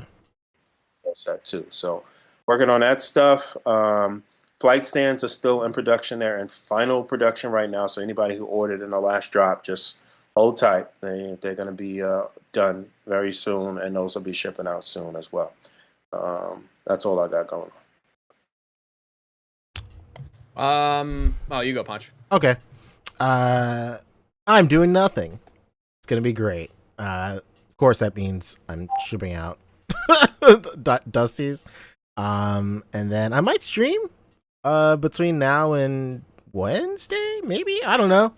I don't have shit to do. It'll be pretty great. So I might stream, check out my YouTube channel, and then we'll figure stuff out. And that's that. Fabio, what do you got going on, baby? All right, I'm back on YouTube doing some stuff. Officially I back put on out this a bullshit, top 10 baby. video last week. Yeah, I'm back on my YouTube shiz, you know, right? I put out my top 10 last week. This week was my two-part collection update, so definitely go back and check that out. Appreciate the response to that so far. And then this coming Monday, July 4th, the return of Fobster Live, weekly live stream series covering Mezco, other 112 scale soft goods greatness. And yeah, definitely come in and hang out with that. Hang out with me on that on Monday, and then we'll be back and doing that regularly every Monday thereafter. It's gonna have a little bit of a format. I'm actually kind of like really making sure that we come correct on this new season 2 premiere. Ooh. Very excited for that, and then working on some other videos after that as well. Some good ideas were brought to the table during the premieres of the other videos that I put up this week. So trying to get some more top 10s out there, trying to get some more other fun themed videos as we move towards the summer con season, where I'm sure Mezco will be announcing their convention schedule pretty soon. You know, they'll probably do another online con or whatever, but we'll speculate about all that this coming Monday. Season 2, Fobster Live premiere. Definitely come subscribe to me here on YouTube, Fobster, Instagram.com, Fobster360, all that good stuff. Yes, please go back and check out my collection videos and my top 10s, and then see you Monday. I'll be sick. Thanks, guys. Hell yeah. You want to take us out, Boog? All right. Yeah, we're getting up out of here. Thank you to everybody who hung out with us this evening. Thank you for all of the super chats. You guys are greatly appreciated, as always. And thank you for hanging out. As always, rate, comment, and subscribe. Hit that bell down there. And until next time, peace. Okay, see ya. Goodbye.